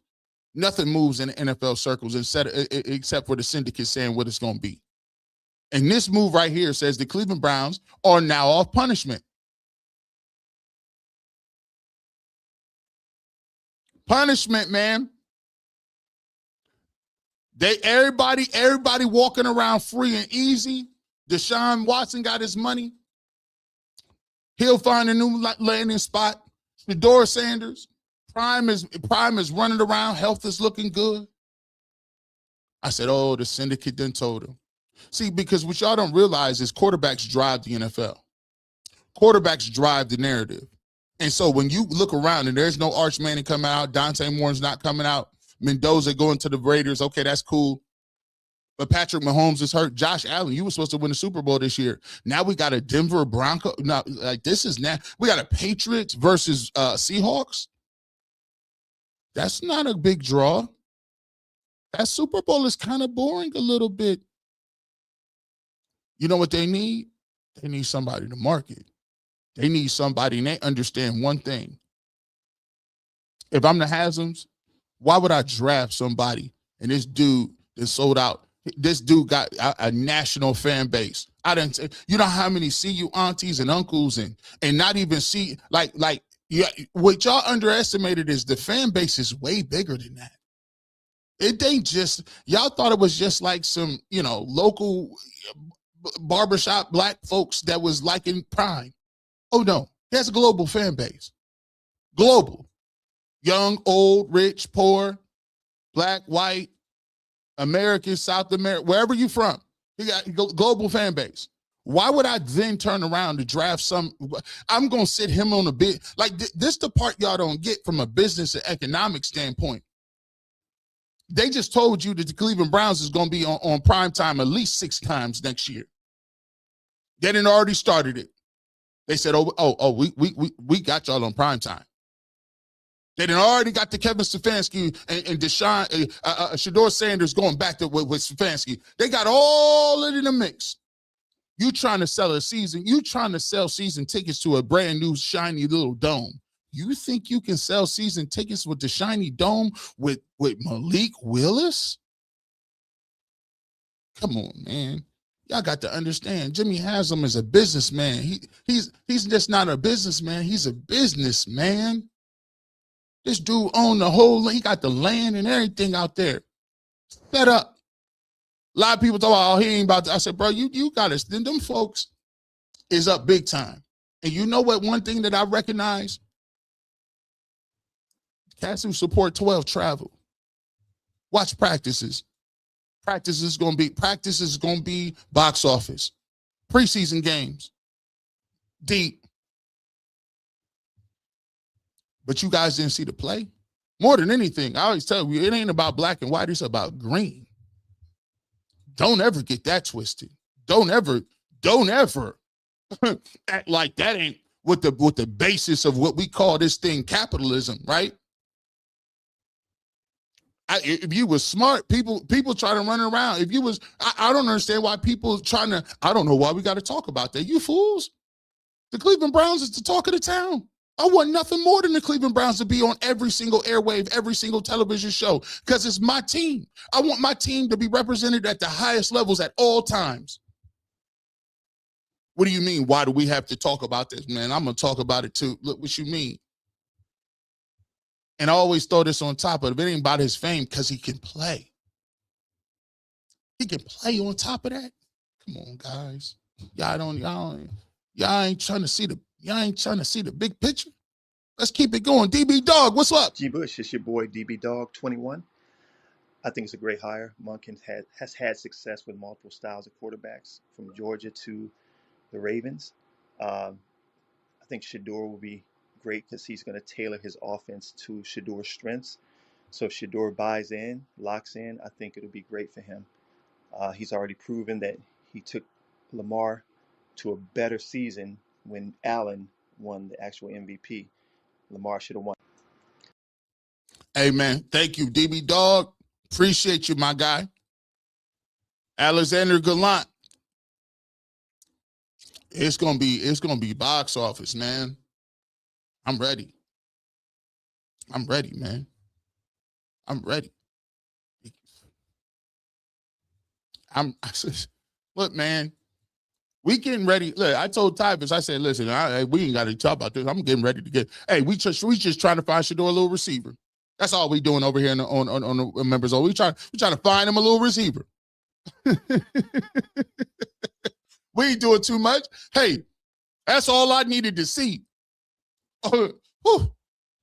Hey, By the way, we're on top of that already, too. Hey, the Browns are hiring Travis Schweitzer as new offensive coordinator under Todd Monken. Schweitzer was the run game coordinator of the Ravens 2023 to 2025. We are completely pillaging. We are completely taking all the Baltimore Ravens staff.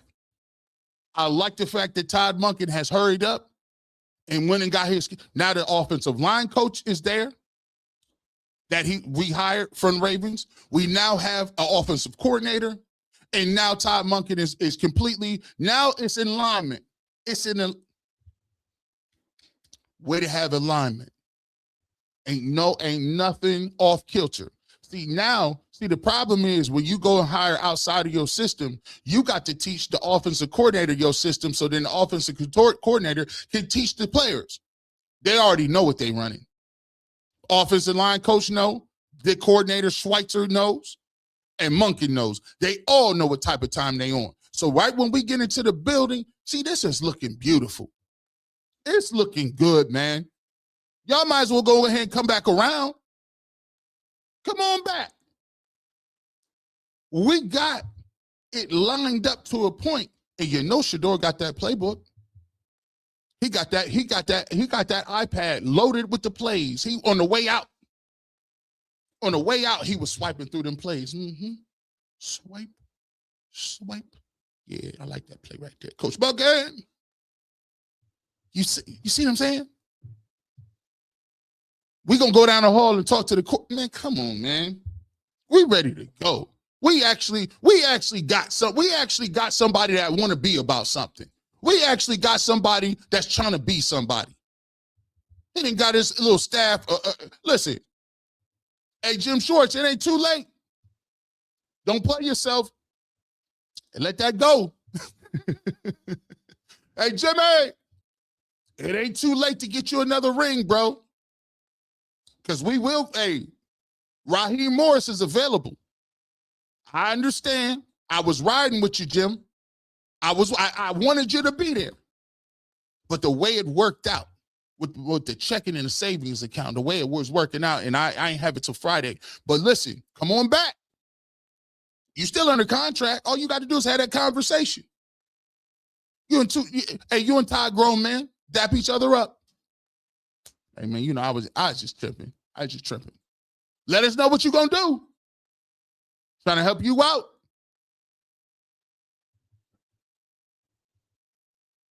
You know what I'm saying? Let's go. I just wanted to break that to y'all. So we on that too. Shout out. Look, you know what? And I ain't no hater. Make sure you go check. I like these dudes. The Dogs at Cleveland Browns podcast. I like their setup. I like their graphics. I like their commentary. I like the way they do it. Make sure y'all go check them out. I use some of their clips. Make sure you go check them out. Shout out to them. You follow them. I like them. I like their content. Make sure you follow 92.3 The Fan.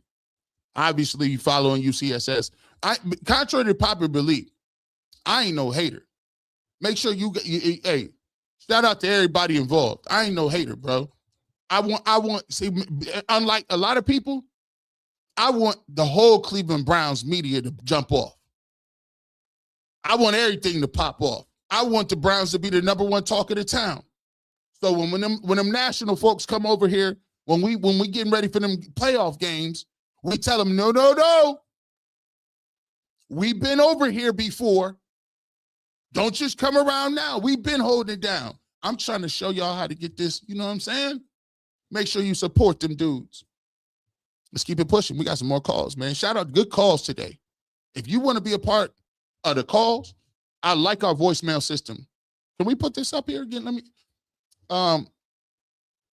It's on there. We got that. If you want to be part of it, and the voicemail system, hear your voices on the live show, make sure you become a member. We'll put the link out there, and you're ready to cook.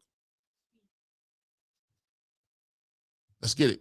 Hey, fam, Pro Bowl game is on a Tuesday. I will tape it if it's a late game. I'm watching all. I ain't watched the Pro Bowl since the 2010s.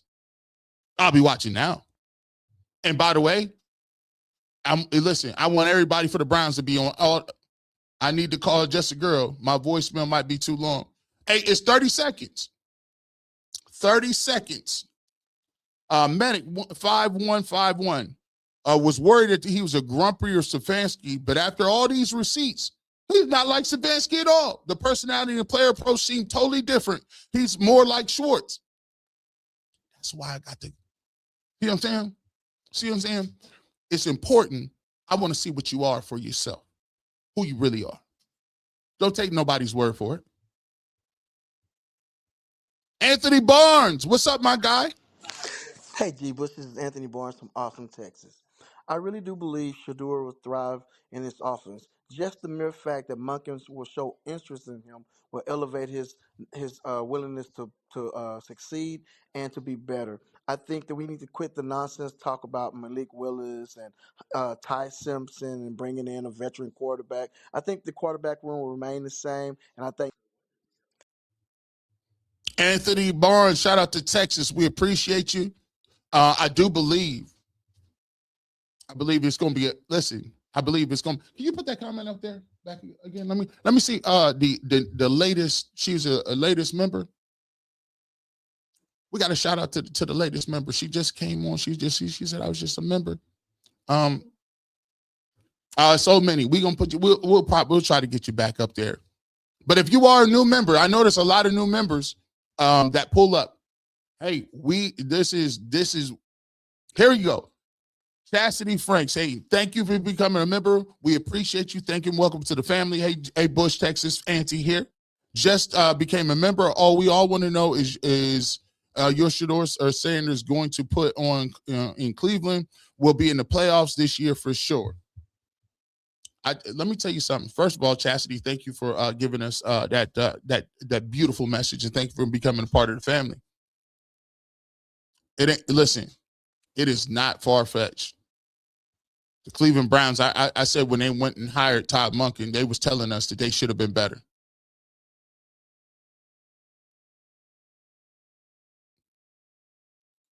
You know what I'm saying? Todd Monken, he's going to do his thing. But I think one of the things that we need to talk about is how he's going to elevate people and guys are going to have a level of competition. Because that's the thing that I really want.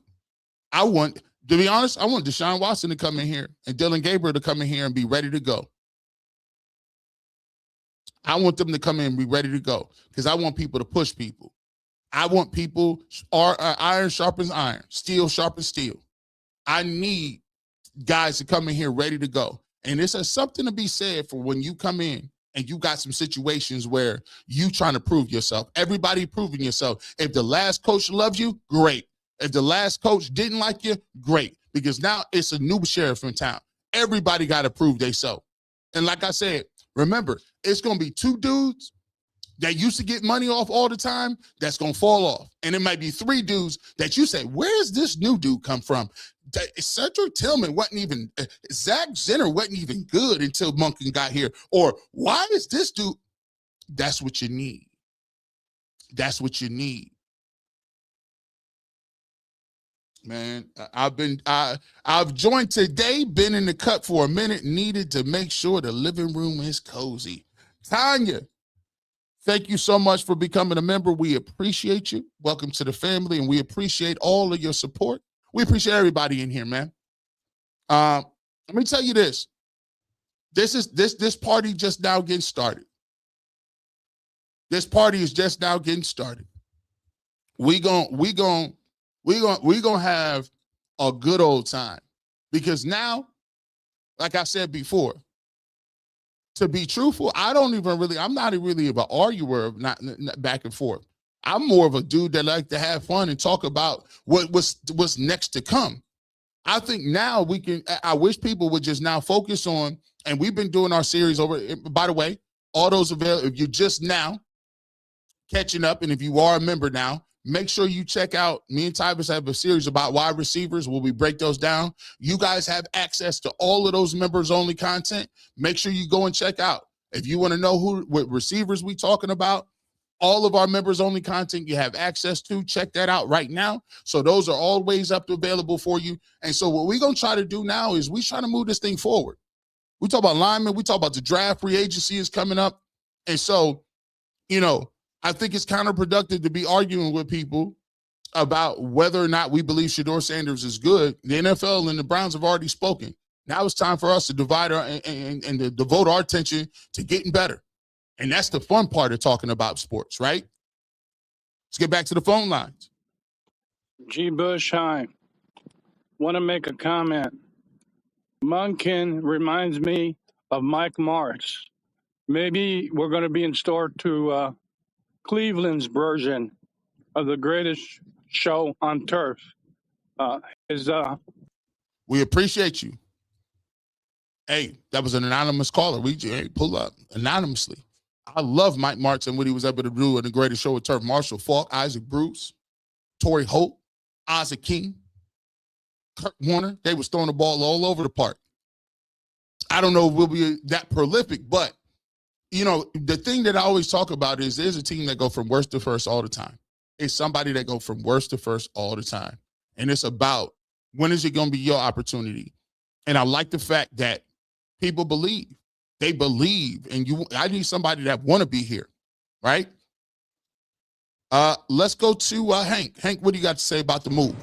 Hey, G. Bush, is Hank, hashtag New Cleveland. Hey, with the Monkin hire, I think it's going to open up our offense based on our players and not his scheme. What's good about him, he changes his scheme based on his players, and he creates them to be the best version of themselves. So it's going to be a good opportunity for Shedeur.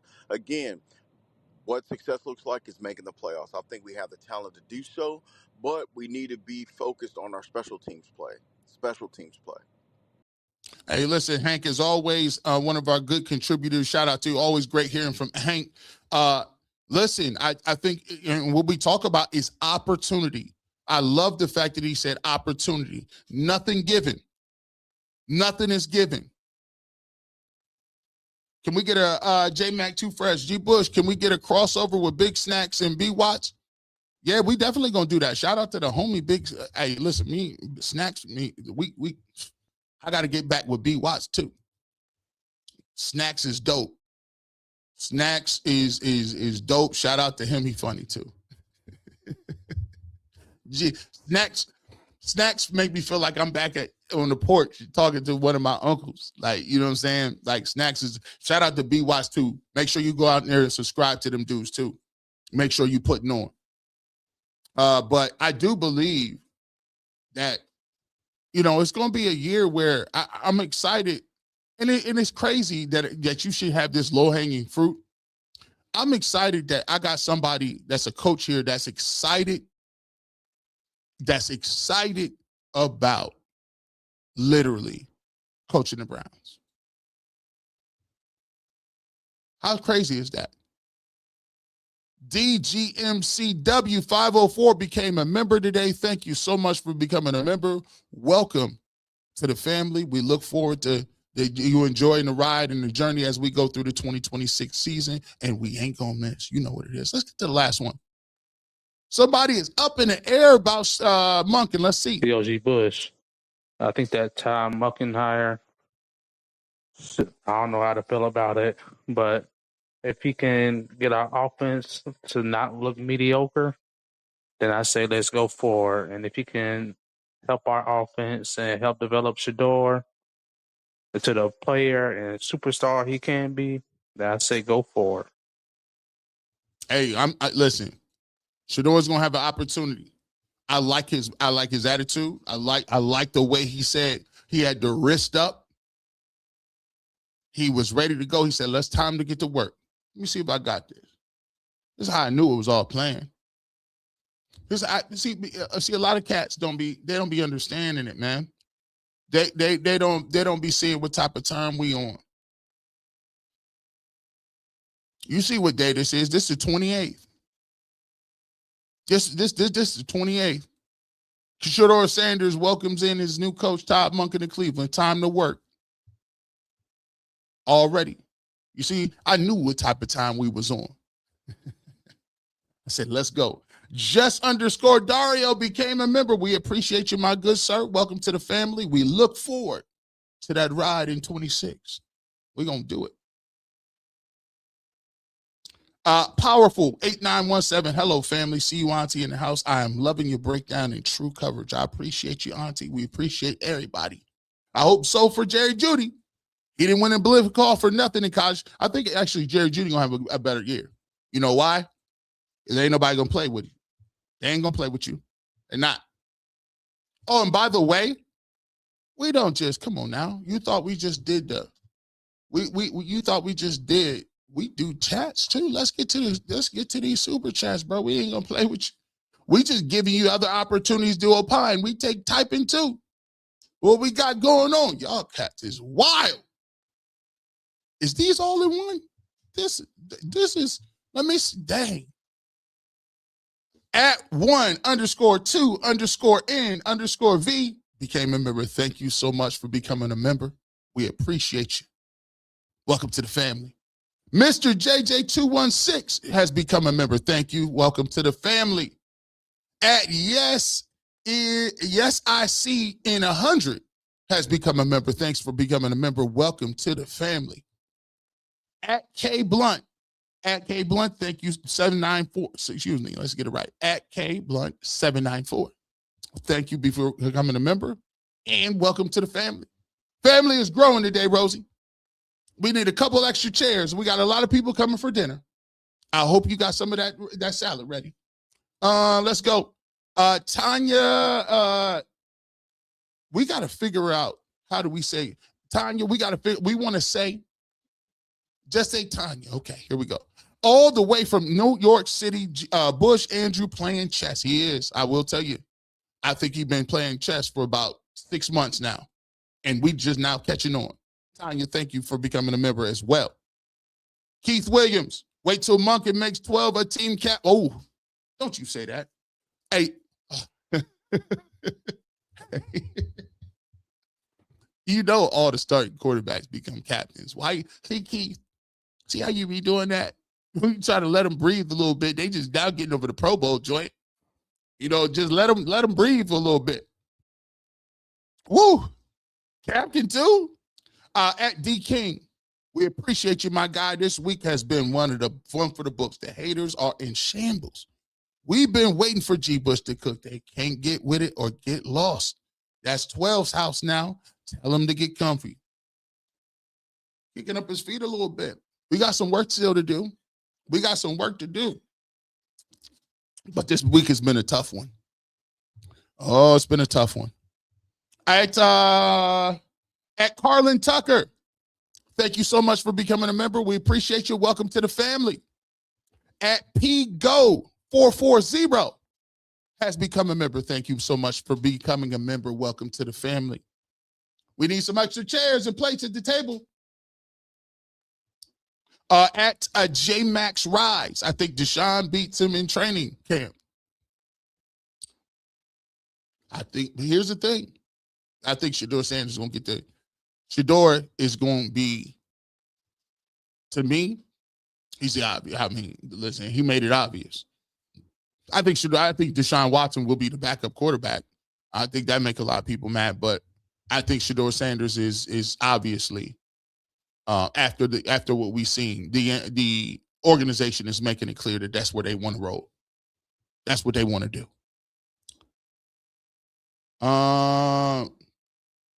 Hey, Tanya says, black game, black quarterback. Yeah, the village is in here. We appreciate you for Don, what's up? Coach Monkin has won a nephew since high school. The receipts are on tape. There you go, Don. You ain't lying. They did say that. Tanya became a member. We appreciate you as well. Thank you so much for the super chat. Lincia Wade. How come Bull, Jay, Dustin, and Jason all gave him a C or C- grade at the end of the season, but now all of a sudden he did horrible? I think sometimes you have there has to have this is what happens when you talk about sports in general. And I think this happens a lot.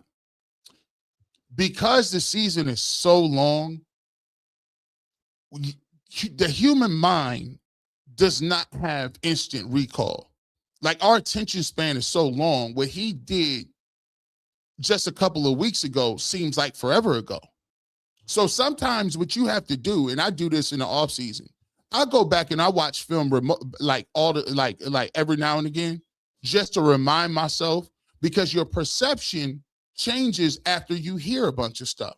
Like if you hear people keep telling you he played horrible, and you're not watching the tape, in your mind, you'll be like, he didn't play that good. But then you go back and watch the tape and it's like, ooh, that was a good throw. Ooh, that was a doggone good throw too. Wow, that was a nice throw.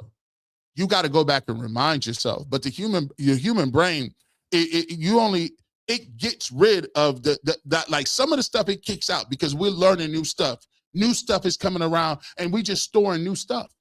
But you got to update your Windows update. You got to go back and remind yourself sometimes, ooh, that was a nice throw. That was dope right there. Kim says his stats are not going to be good. He never received training camp from his new employer. How do you perform at his job? Now he will receive proper training. Boom. You know, that was one of the points I've already said, is there's a lot of individuals who want to make it to a point where you want him to elevate everybody around him, not taking in consideration that he was never even given like, you got to think about it. I think a lot of people who have never played football don't understand how difficult the game is if you're not getting reps. The thing that I marvel at the most is the fact that he caught on to the speed of the game that quickly. Somebody says, how do you know he's good? He can be good. How do you know? It's 7 games. The fact that he came in and hadn't had no reps and caught on to the speed of the game is one of the most impressive things that I've seen. Because not only was he not getting reps, he never received first team reps when it was just regular OTAs. He didn't receive those reps. So to me, when he caught on to the speed of the game, I knew there was going to be something that he can work with, because I thought that was very impressive, the way he was able to play and perform, given the fact that he hadn't played very much. Angel says, Bucky pulled up receipts on 12 since 2018 showing he's him. Hey, that's another thing too. I think a lot of people get misconstrued, and I think people are a little upset with, is this is a new media. I think the traditional sense of with the word media is now gone. So I think a lot of people are having a problem with, this is the wild, wild west. This is a new media. This is a new concept. And so now it's a little scary out here. People are controlling their own narratives. So when people say, oh, Shedeur is this, people got internet videos ready to go on dial. Like, no, before you could say something and it wouldn't be true, and it could just live out there in the ether until somebody proved it wrong. Nowadays, it's instantaneous checks and balances. People like, oh, you said that? Like, one of the most laughable ones was Shedeur Sanders rides in a separate bus in his way to his teammates didn't like, he rides in a separate bus at Colorado. And somebody was like, that's not false. That's totally not true. Or when they say Shedeur Sanders needs to be in the front of the room, and they had pictures immediately in all meeting rooms with him sitting right in front. I said, these guys is good. These guys is good. Always Me 1126 became a member today. Thank you so much for the membership. We appreciate you. And welcome to the family. the greeting put those haters into a psych hospital. Hey, it started with the Pro Bowl. That Pro Bowl thing. I said, oh man, it's gonna be a tough week. It's gonna be a tough week for some cats. Because I know it's gonna trigger some people. I said, bro, it's I mean, but then again, like I was just sitting there thinking, no, maybe it's just me. Like, I don't even care if somebody deserved it. Listen, I just want to see my team represented. Like, you know, Drake May didn't deserve it. There's a list of all kind of people that should have been in the Pro Bowl that went. My thing is, I'm an unapologetically Cleveland Browns fan. I want to see my jersey, my colors, my people, the people that represent my city, the people that look like me, the people that walk the same streets as me. I want to see them have success. I want to see them on a national place. So for me, I'm like, dang, bro, like you can't respect that. Why does that make you mad? That's strange to me. It just is, bro. I don't get it. What did B say? G. Bush, get down or lay down. Welcome to the new Cleveland. Birdman hand rubs. Shedeur Sanders, Timothy Sanders. Hey, man, you got either, hey, get down or lay down, bro. Hey, the train is moving. The train's moving. It's a new day. It's a new area. It's a new process. It's a new energy. I know change is different. I know change can be scary.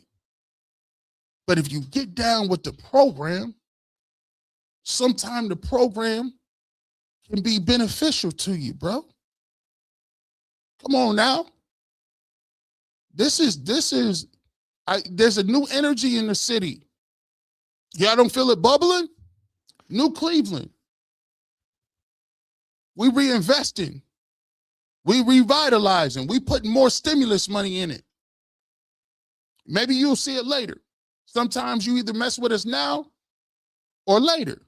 Maybe you ain't ready to be on the forefront of it. But I'm telling you, it's coming, bro. The energy is different, bro. Let you know, man. Take tune, G. Bush. Let them have it. Your co-host full jealousy and denial.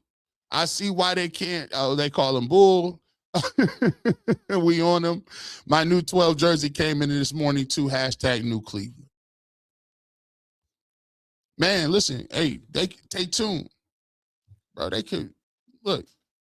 Here's the thing about some things in life, and I'm looking forward to it. You know, sometimes you got to prove something to everybody. And the Browns don't have a good track record as terms of proving nothing. And I've always said, whatever you're going to do is going to keep you on the field. Whatever you do on the field, keep you on the field. But that's the thing about sports that I love so much, is because in sports, you know what's undeniable? And I said this out loud. When you're talking about the games and stuff, I said Shedeur Sanders didn't even particularly play well the last 2 games. But go back and rewind G. Bush's tapes. Go back and tell him, I said, Shedeur, if you want to get people to stop talking about another quarterback that they want to draft and tanking, go ahead and win these last 2 football games. And let me tell you how people felt. There was literally people upset that the Cleveland Browns that won. Literally, people that was supposed to be down for the Browns was mad that they won 2 games so they couldn't get a quarterback. There was people mad that Dante Moore went back to school so they couldn't say that we needed him to be a quarterback. Literal, mad, upset. Whole shows about why this is crazy. And I'm like, y'all guys be showing y'all's hand, bro. It ain't, y'all don't want, like, you don't want the Cleveland Browns and a young group of players to go out there and fight and win a division battle against the Steelers and the Bengals? One of them, I said, I ain't got no time for that.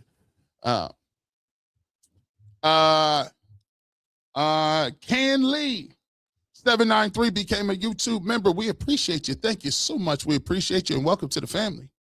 BD Hugh, 2001, looks like they saying we support Shedeur.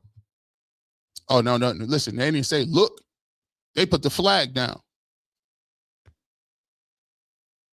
Haslam stamped it. Haslam, Barry, Nuko, they stamped it, bro. Heavy lifting is done. I mean, at this point, like, talk about other court, it's wishful thinking. I'm just let you know what it is right now. It's wishful thinking. I know it sucks a little bit too. I know it. But fam, I've been telling, all right, you ain't got to pay no attention to me.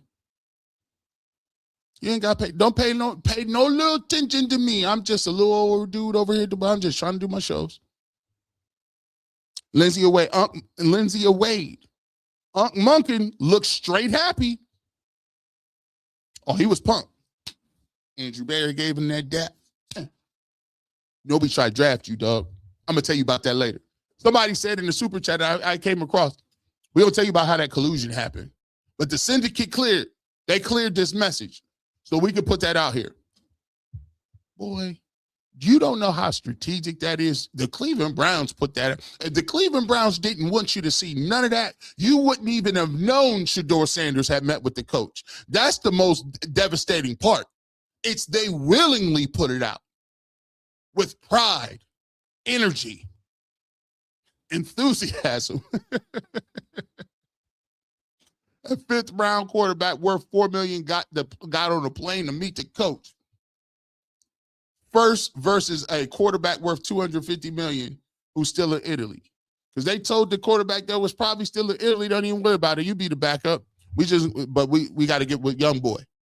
We working with Shadeur. Like, that's all you need to know. What, Dylan Gabriel wasn't there. He might have met with the coach. But they put out this. They didn't put out Myles Garrett meeting them first. They didn't put out Denzel Ward meeting them first. They didn't put out Deshaun Watson meeting them first. They didn't put out none of that. You know what they put out? That. I didn't make it up. I know people, I don't know why you be mad. Don't be mad at G. Bush. I just do a little show, bro. I'm just a little blogger, bro. I just, you know what I'm saying? I just say what I see. Browns put that out. Paid Bum says, became a member. We appreciate you. Welcome to the family. JB Smooth, bro. They captioned this, the playmaker and the mastermind. What these dudes talking about for real? What you talking about? If it's a lie, then the Cleveland Browns media team told it. We didn't say, listen, hey, JB Smooth, I had nothing to do with this. Did you have something to do with this? All the aunties, we didn't put that out. We didn't. We had nothing to do with it. We just woke up and seen it. Nothing happens by coincidence. Come on now. Y'all know that. D Motley 8492. 12 is now. Got what Cam. Dart got a team behind him. They got people. See, the only difference between Cam Ward and Jackson Dart and Tyler Shook is those teams have come out and stood on the mountaintop and said, this is who we rolling with. It is what it is. The Browns didn't have that. But they went and found them a coach that said they would do it. Now here's the thing too. This is the sentence. Now, I don't know if he'll do it. What's going to happen when Todd Monken come out and say, oh, we view Shedeur Sanders as the starting quarterback? Then what then what? If they come out, see, it's only a couple of steps left. Like, all right, we already here right now. All the people, 5,000 people, we already know what time we in. But when they come out and say, hey, we view Shedeur Sanders as a franchise quarterback. Our job is to put some things around him. And I think we'll do that.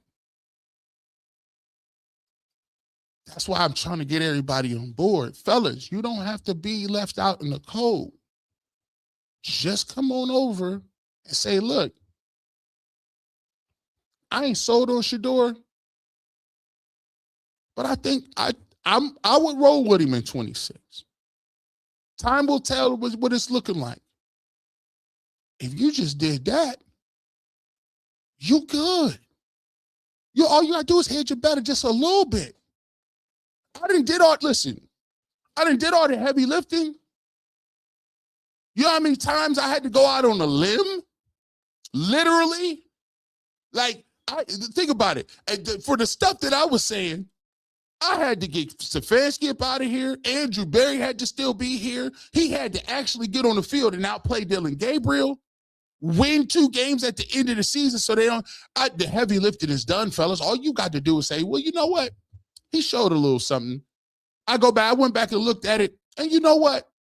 Maybe 2026 might be his opportunity to show what he can do. That's all you got to do.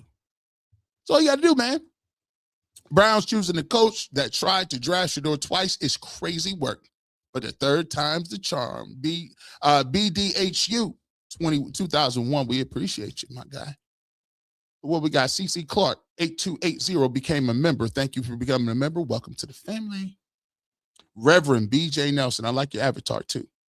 If you can't see the hand of the Lord moving in 12's life, you don't know the Lord or your faith is weak. Sometimes the Lord moves very mysteriously. He moves and how he weaves, and he puts people in your life for a season and puts people in there. That's why I always tell people, bro. Always tell people. Remember? Now, look, one thing, me and the CU aunties and people, G. Bush, just trade him. Get him out of here. G. Bush, why don't you just let him go? G. Bush, come on now. Let him go to the Jets or the Dolphins, or just let the man leave. Release him. Y'all don't want him. I said, listen, easy, easy, easy. It's God's timing. And no, we're not trading him. Under no circumstances are we trading him. And I've been steadfast on it since day one. Nope. No. We can't trade him. Nope. We cool. We cool on that. We cool. Take two. Had them boys crashing out yesterday. Only you and Tyvus played football. I talked to Tyvus last night. I said, Tyvus, hey, you seen that clip? He said, oh, you know how Tyvus laughed. He said, oh, he said, G. Bush, it's over, man. They must chalk that up. He the first dude that seen Todd Monken. It's chalk that up. They didn't told him he QB1. He about to be QB1, boy. That boy about to be QB1. I said, man, Tyvus, I'm just saying. Just telling you, bro. I said, man, it's crazy out here. It's crazy work. NYC bread. Elite institutions don't blame students for poor grades. The teacher and environment are heavily scrutinized. 3 men enter Berea. 2 are left standing, and the man with the W that failed this in the system is in Atlanta. And even he had to come back and say, I ain't got a problem with Shedeur. Shout out to Atlanta's PR staff. They seen that with the PR staff looking like in Cleveland now, they say, oh, no, this is bad look.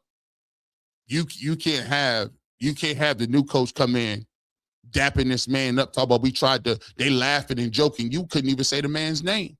We got to hedge this bet. You can't. Prime is still big time down here.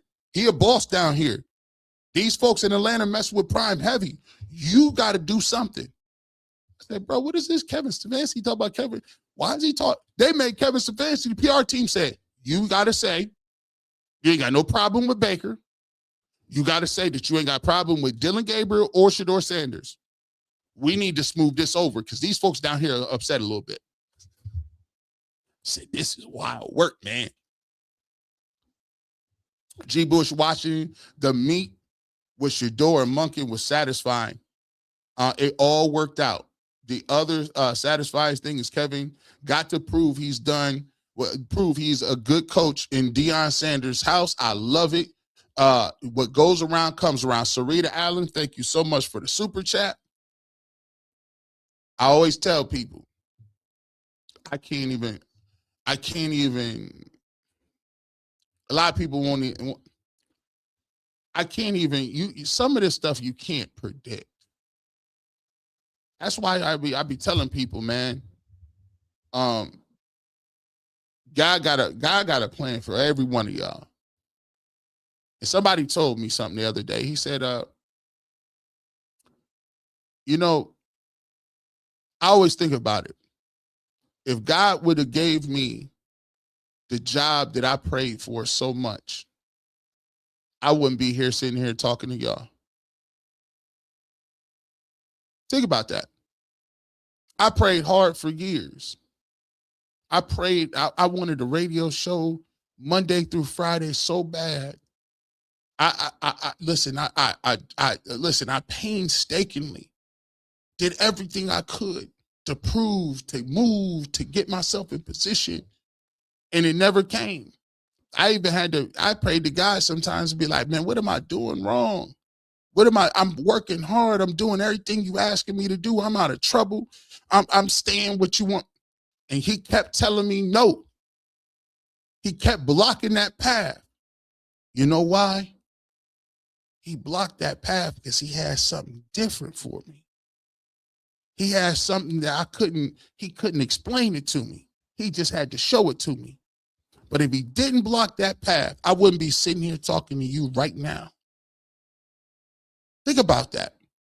Sometimes he got to close a door for you to end up where he needs you to be at. And I was watching this thing on TV the other day. Somebody said something along the lines of, when you in Uber, you trust the Uber driver to get you there safely. When you on an airplane, you trust the pilot to get you to your destination safely. When you on a school bus, you trust that the school bus driver gonna get your children to the place they need to go safely. And he said, you know what's so crazy about all of that? You don't even know those people, but you put your life in their hands every single day. He said, so why don't you do that with God? And you know him. He done showed up before. So why, when you get to a place, you start questioning? You didn't question that bus driver. You didn't trust that. And these people got your life in their hands. So sometimes when you're going somewhere and the detour happened, don't be upset. That's the way it was supposed to go down. It ain't a detour. He might just got you on a short. See, you don't know whether it's a detour or a shortcut. I don't know if you heard. You don't know if you taking a detour or it's a shortcut to somewhere bigger and better that you can be. Jihad Goldsby. As soon as I seen the video of Shedeur Monkin, I said, it's up, G. Bush. It's turning the stove on right now. Time to cook. Yeah, when you see that picture worth 1,000 words, you can't run from that. That's called let's go get it. All I need is one. All I need is a couple of people. All I need is one mic. Shout out to Nas. One opportunity, one shot. One person to believe in what we're trying to do. Let's go cook. Let's go cook. That's it. VA Auntie 757 became a member. We appreciate you. Welcome to the family. Set another place at the table, Rosie. Yeah, man, we out here doing, yeah. We got a big old cookout ready to go. Never seen the interaction between 12 and Savannah. I ain't seen none of that, Patrick. We ain't seen it. We have not seen that smile. K-Journey podcasters, regular people with love for the sport and former athletes are the new journalists. Old school journalists have and are literally reporting themselves out of work. It don't even have to be like that, K-Journey. I'm just trying to get them to come on along. Why you do that to yourself, bro? You ain't got to listen, you ain't got to double and triple down. Come on over here. You ain't got the double and triple. K-Journey, who votes for the Hall of Fame votes? Is similar to the Coach of the Year voting? Break it down to me. There are Hall of Fame voters who there's certain Hall of Fame voters that people get. And if you're in the media, you're certain people who vote for the Heisman Trophy. There's certain people that, like the Associated Press, they vote for for the Coach of the Year. Some people have a Hall of Fame vote. Now, if I'm being honest, let me think. I'm not sure. I think Tony Grossi has a Hall of Fame vote. I think Mary Kay has a Hall of Fame vote. I know Dustin is able to vote for the Heisman because he does college football. So there's different people that, could get a vote for those things, right? I think, let me see. I don't know. I think Aditi can vote for, I think she mentioned that she'd vote for Defensive Player of the Year. So there's various different journalists that get to vote for certain things based on their accolades, their career, whatever they report on, and they get a vote for it. Now, the Hall of Fame is different because there's the Baseball Writers Association, and there's the NFL. So there's different bodies or whatever that vote on it that's similar, but they also have a veterans committee, and also there's a players committee of older players that they can vote on it. So there's a lot of different things that go into it and who can vote and who can't, but there's a lot of bodies on that. Let me see. OG Bush, I got a beef with you. If Rosie wants to buy you something and want to go half, you let her pour into you and don't block your blessings. Let at Ryan Coogler and what his wife did. She's vested in love, support. So Rosie, what was you try? Did you try to buy me something? Oh, last Valentine. Oh yeah, she did. It was no name gangster. Yeah, like it was funny. Like I didn't have no. It was like funny. Like this is crazy. So last year at this time, like I had just stopped doing the radio show, and we was just starting up with the Barbershop online and on the Barbershop, and she went and bought like this Roadcaster. And I'm like, man, we really ain't even got it like that. We got a lot of stuff that we got to pay, man. I was like, dang, she bought me this like Roadcaster. But I will say it's crazy. Like I always tell people about people that believe in you. Like she believed in me. Like there's a lot of people that would have, like there's a lot of relationships that I've been in that ended because I've always tried to be in the media. I've always tried to do stuff.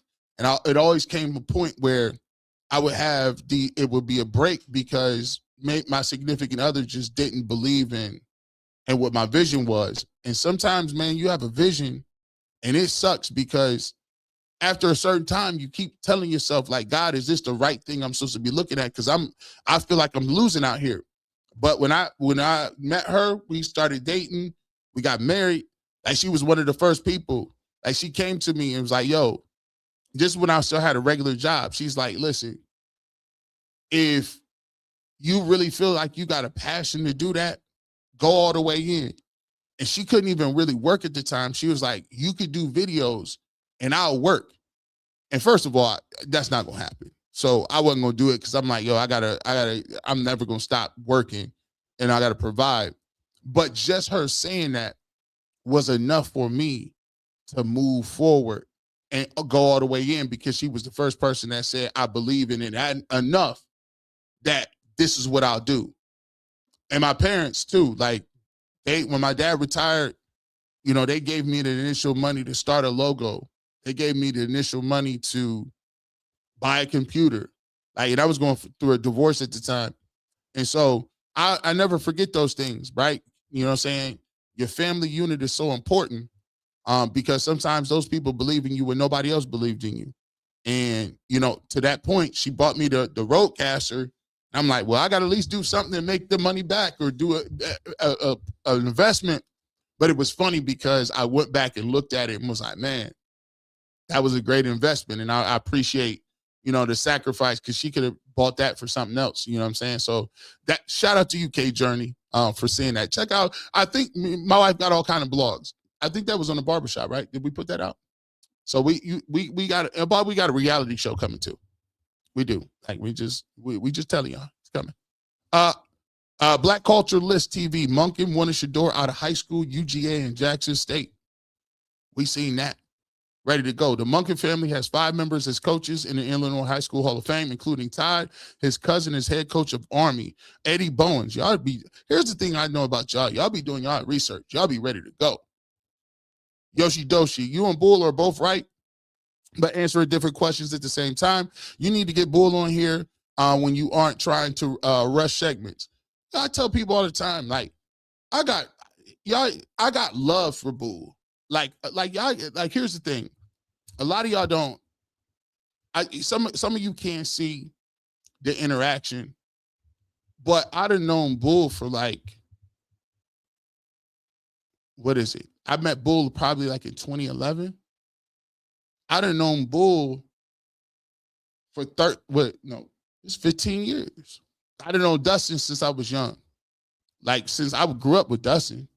So a lot of the times you see the interactions, we may get heated back and forth because we both got strong opinions, but You know, I got love for Bull. I got love for everybody on the show, bro. Like, it's just like brothers arguing. You know what I'm saying? It's like us arguing back and forth about stuff. Like me and my brothers argue all the time. So, you know, after the show is over, we don't be arguing. We be in there talking about like other stuff, bro. So I think that's the great part about the show. It get heated from time to time, whether it's me and Jason or Jay or whoever it is at the time. We argue back and forth, but after the show is over, we just be talking. So, you know, Bull has his opinion about certain things. I have my opinion about certain things. But if you think about it, sometimes you argue in a lot of different things and it don't even really be that big of a difference in the gap where you at. I just think that's the great part about reality TV. That's why UCSS is fun. It's the closest thing to reality TV you're going to get on the internet with sports. Because even First Take don't even do that. Skip and Stephen A. Smith don't do that. Like, Shannon Sharp, ain't nobody did that.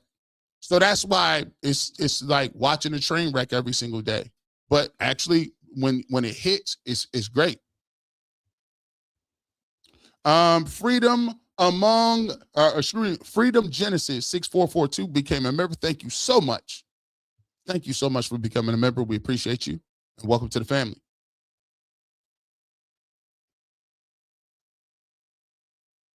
Mac Dog, G. Bush, during the search, why you never said anything about Monkin? I'm going to judge him on fixing the offense, special teams, and maintaining the defense. He has to change the culture and win games. You see, during the search, let me tell you this. I was a person who wanted Jim Schwartz. I thought Jim Schwartz had the inside track. And sometimes this is a good lesson for everybody. It's, I always said that, I didn't have a very strong opinion. I didn't have a very strong opinion about the coaching search in terms of which candidate I loved the most. I was just going to let it play out. And when they picked Monkin, I said I like Monkin the least. But what I always try to tell people is you got to go back and check, and you got to go back and do your research. So as I went back and did my research and started to learn about some of the things that he was doing and learned about his stops in Georgia and other places, I started to educate myself on what it is he likes to do. And so I'm like, okay. The more and more I started to watch, the more and more I started to be like, oh, this is kind of cool. This is pretty dope. So that's why in the beginning, I mean, my mind wasn't on him being in the mix. That was something I wasn't just really into. So Nancy says, O-line guy from Iowa, what you think? Based on what Aditi and Jim said a few years ago on head coaching job, I don't think that no matter who got the head coaching job, Jim was going to stay. What was Jim's plan for the offense?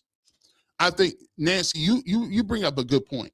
And I think that for me, one of the things that happened the most was that how I looked at it was it came down, I think they did like Jim Schwartz. The problem with this was that Jim Schwartz was not an offensive guy. He wasn't an offensive guy. And they liked the game plan that Monkin had. And we showed it a little bit earlier about some of the questions that they asked some of the candidates. The questions were, what are you going to do? What are you going to do with Shedeur Sanders? And what do you think about this offense? And I think Todd Monken literally had the best plan. Big 1J, time for Receipt Mafia. Receipt Mafia is funny, bro. That's crazy. Miss Bell 70 says, if you're mad about Monkin and Shedeur, you can't be a Browns fan. The two will take the Browns far. There's no way a fan who knows football is mad. There's a lot of people, right? I keep the receipts on me, Miss Bell. I'll be trying to talk to you. Miss Bell, I'll be telling them. Yeah, let me show you what Champ Bailey said. What you say, Champ? What you say, Champ? News this morning, Champ. Todd Monken is the Browns head coach earlier. Yeah. 2 national championships at Georgia as the OC. Knowing Shedeur, what do you make of the fit? Man, look, this dude is one of the better offensive minds that we've seen in the game. He did it at the college level with my Bulldogs a few years back. won national championships. Then he goes to the Ravens and sort of reinvents how Lamar Jackson plays the game. Look, the guy's obviously an offensive genius. I want to see what he does with a true pocket passer like Shedeur Sanders. So, I think, as long as they get together and start going over what it means to play in his system, I see great things for Shedeur. He's obviously talented enough to play in the league. Now it's just taking this game to the next level. You see, Miss Bell, we keep him on deck. We just letting you know. Just not the people around here, Miss Bell. Former Georgia Bulldog, first ballot Hall of Famer Champ Bailey. He says it the best. He say, come on now, you know what we doing. JB Smooth, dog, it's so bad they're talking about starting Watson over 12. Wasn't Watson the seed of Satan 3.5 days ago? And the Winston talk is diabolical. Yeah, listen, at that point, they throwing stuff at the wall because if you ask them in the next sentence, they'll say, well, I would cut Watson too. Well, you really don't have a clean grasp on things, the way things is going right now, because it's looking like none of that happened. So, T Storm says, so they don't want coaches that can actually develop players. Isn't that why what they're supposed to do? Yeah, I don't understand. What do you mean? I don't know, man. I mean, guys, come on, man. You don't want them. Why would you not want this guy to develop the guys in the room? I'm confused. D Hoon says, D Hoon 5340, thank you so much for the super chat. We appreciate you. Jalen Bias, thank you so much, my good sir. Welcome to the family. We appreciate you becoming a member. Buck Beasy 6263, they mad at Dylan Gabriel for not being better than 12. Make it make sense, my G. I said I thought y'all had a problem. Why y'all mad at Dylan Gabriel? What Dylan do to y'all? It's like back in the day when you used to work for a top henchman, and he used to be like, yeah, I'm the big boss. I'm the big villain. Like, that's like Shredder getting mad at the foot soldiers for not being able to beat up Master Splinter. Bro, Shredder, dog, they got the Ninja Turtles, and Master Splinter is ahead of the Ninja Turtles. Why would you feel like you gonna get mad at a putty? You mad at a foot soldier because he can't beat? He can't beat Splinter. Why you mad? You've let me down for the last time, foot soldier. Bro, good and ready. Good and well he's a henchman. He had no bro. You lucky they can't capture April O'Neil. Oh, good enough. Shout out to the Ninja Turtles. Sarita Allen, is the Cleveland media going to just set Dylan's meeting up with Monkin? I'll wait. I don't think so. People unsure. I don't know, bro. Did we see? Shout out to Dylan, man. He might not get no first date meeting. He ain't gonna get no first date joint. What though? What I'm saying though, he gotta get cut though. Y'all been trying to trade him and cut him since. I'm like, dang, bro. I thought y'all was riding with the. I don't know, man. D. Hoon said left-handed Dylan Gabriel will be in Atlanta backing up left-handed Penix with Stefanski. Now that call might be in. They might make that call. They might do that. Bev Skid, hey cousin G, your boy Bull was gaslighting the other day. He always interrupts you and criticizes your opinion, but thinks he's king and acts like he's judge and jury. Well, they do. I mean, they call him, he is Adam the Bull. So, he's a very opinionated individual. So shout out to Bull. We go back and forth. I'm sure he'll come around. We ready to cook. Hey, Todd Monken look like he all in. So what this playbook gonna look like, huh? What that playbook, when that playbook get to talking, trust me, it's gonna be some crossovers. A lot of people gonna be like, listen, you know what? I ain't even gonna lie. They cooking right now. Patrick Williams says, I wouldn't be surprised if 12 had a say in the hiring process. He he was the topic of conversation. I don't know if he had to say so, but people was being asked what you think about him. And we know what Todd Monken think about him. K Journey says Cleveland media treat NFL players like the injured horses. They want to euthanize careers if things don't go their way or they don't like them. I listen, I always said this too. Like, I try to be very careful with the way I talk about players because I understand that they got family and careers and people out there.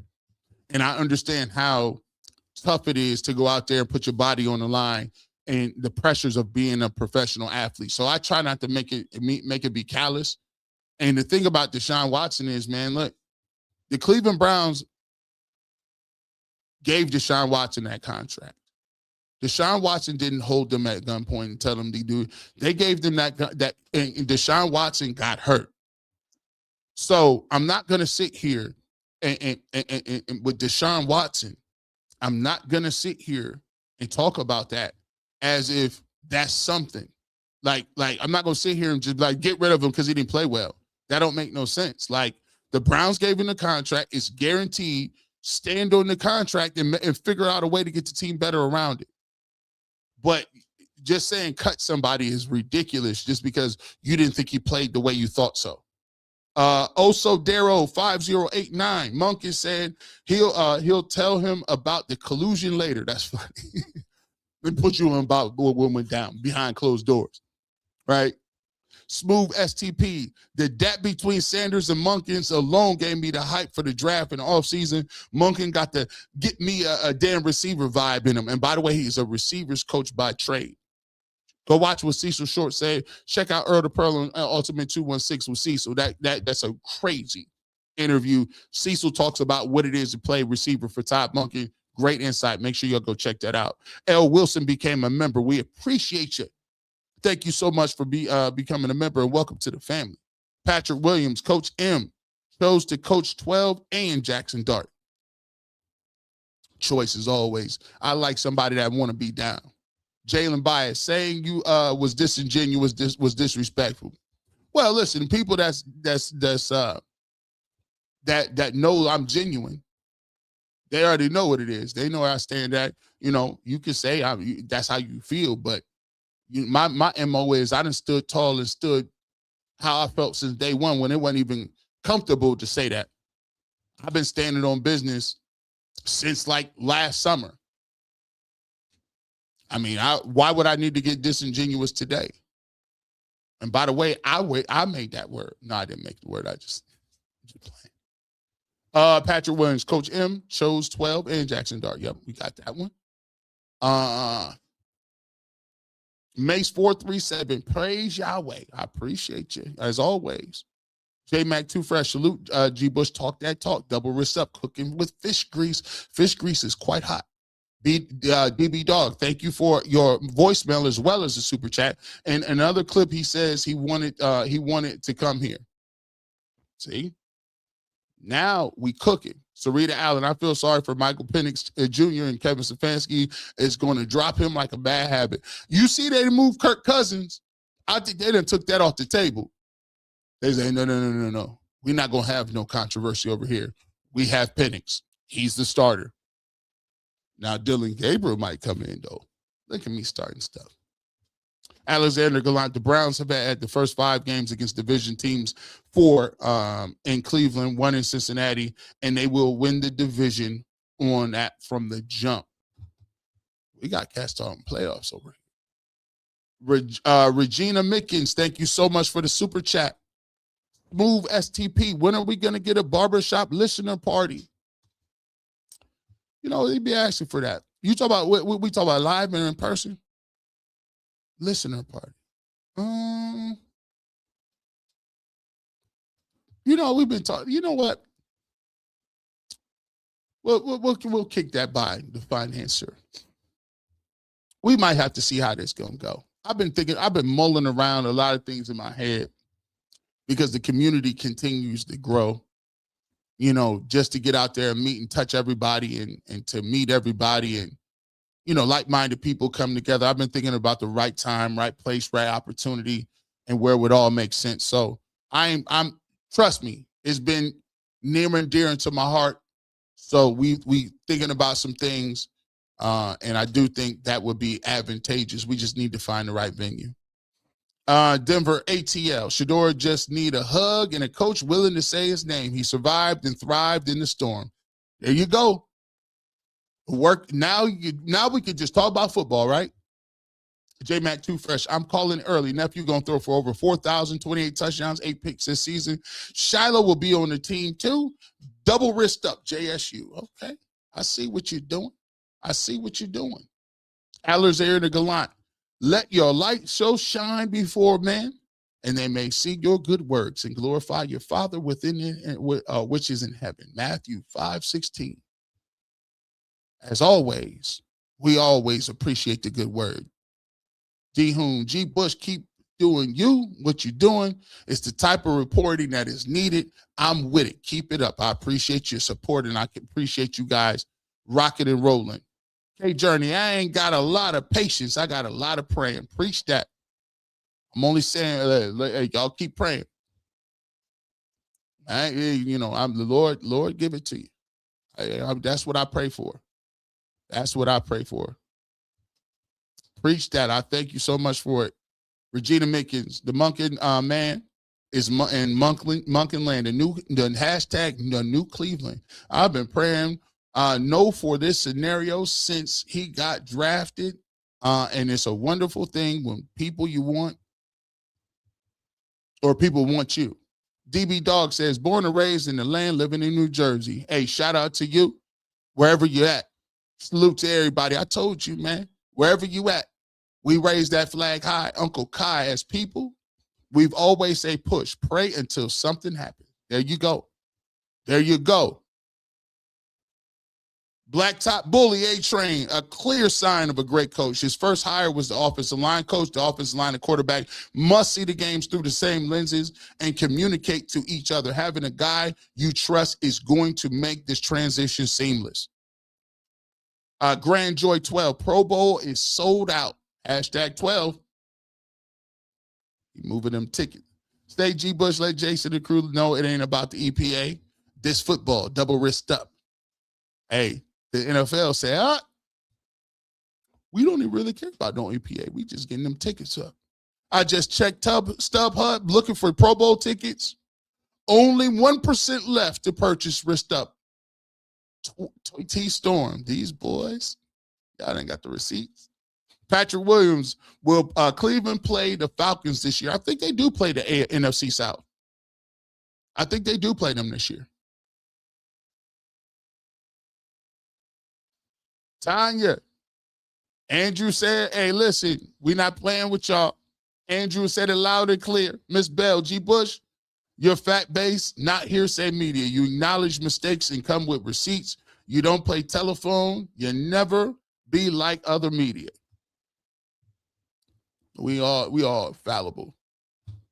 We all fallible. Sometimes you got to be like, yeah, that was on me. That was on me. Amen. You know, the cool thing about it is I just like the community. We ready to go, man. I'm excited that we got some people that's excited about these Browns, man. And this is crazy. And I don't even want to throw this out. I'm not going to do it because we'd be here for 3 more hours. But don't it seem like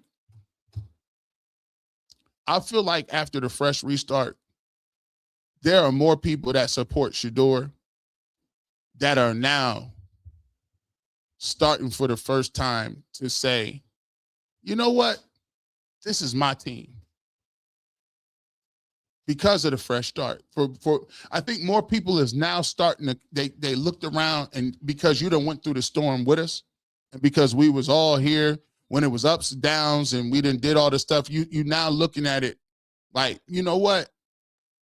I came for Shedeur, but dang on, this is my team too.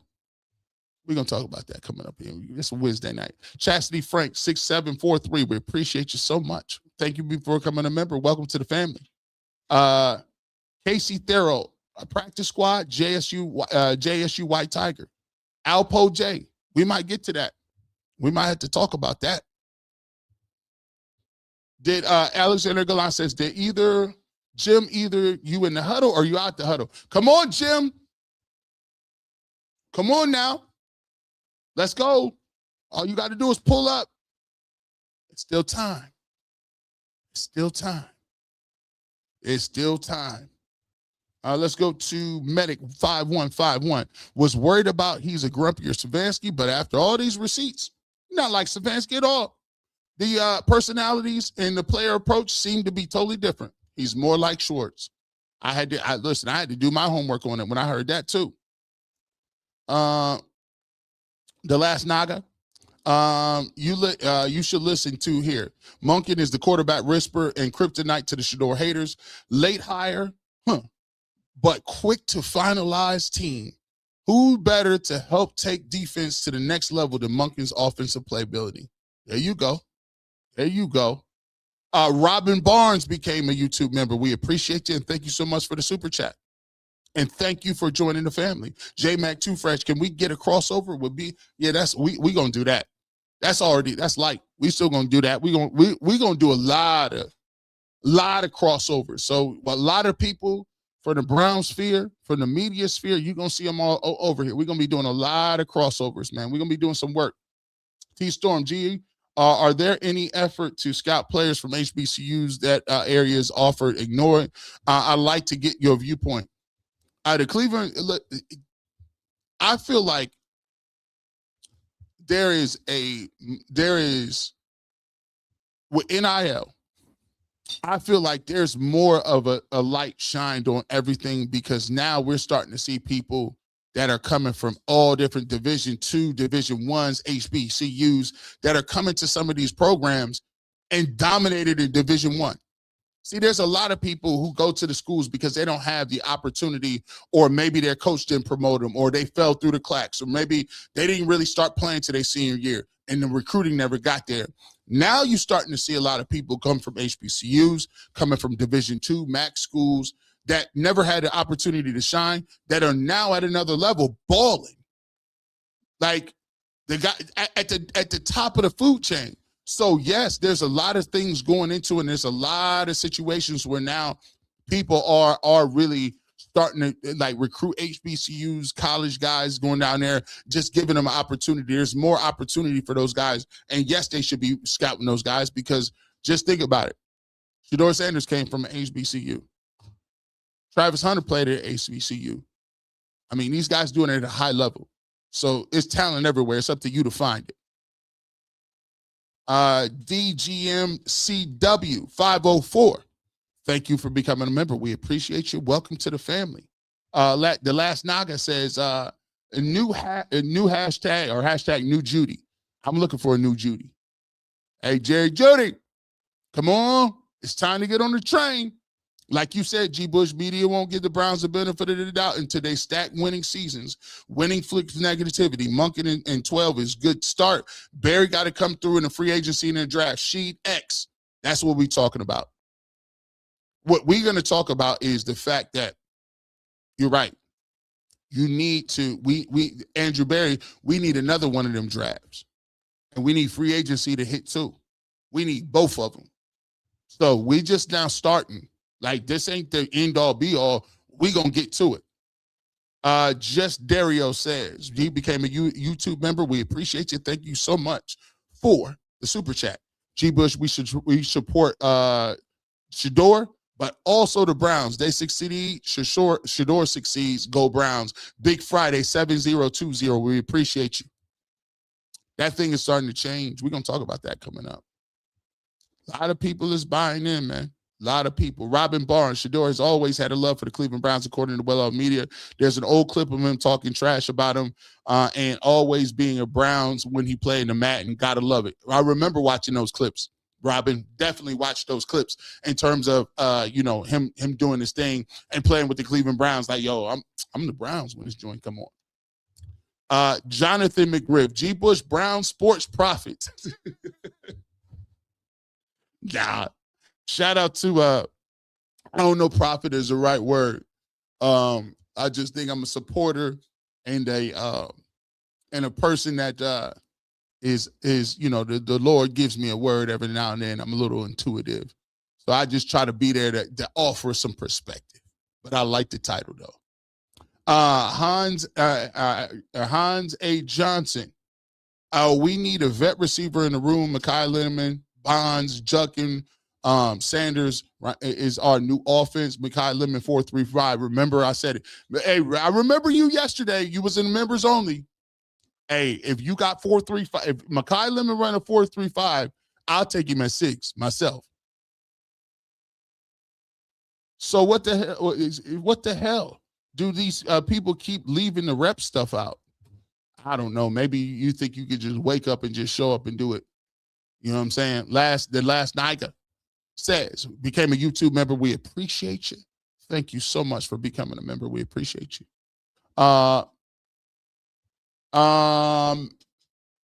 Let's see. Ma Parak.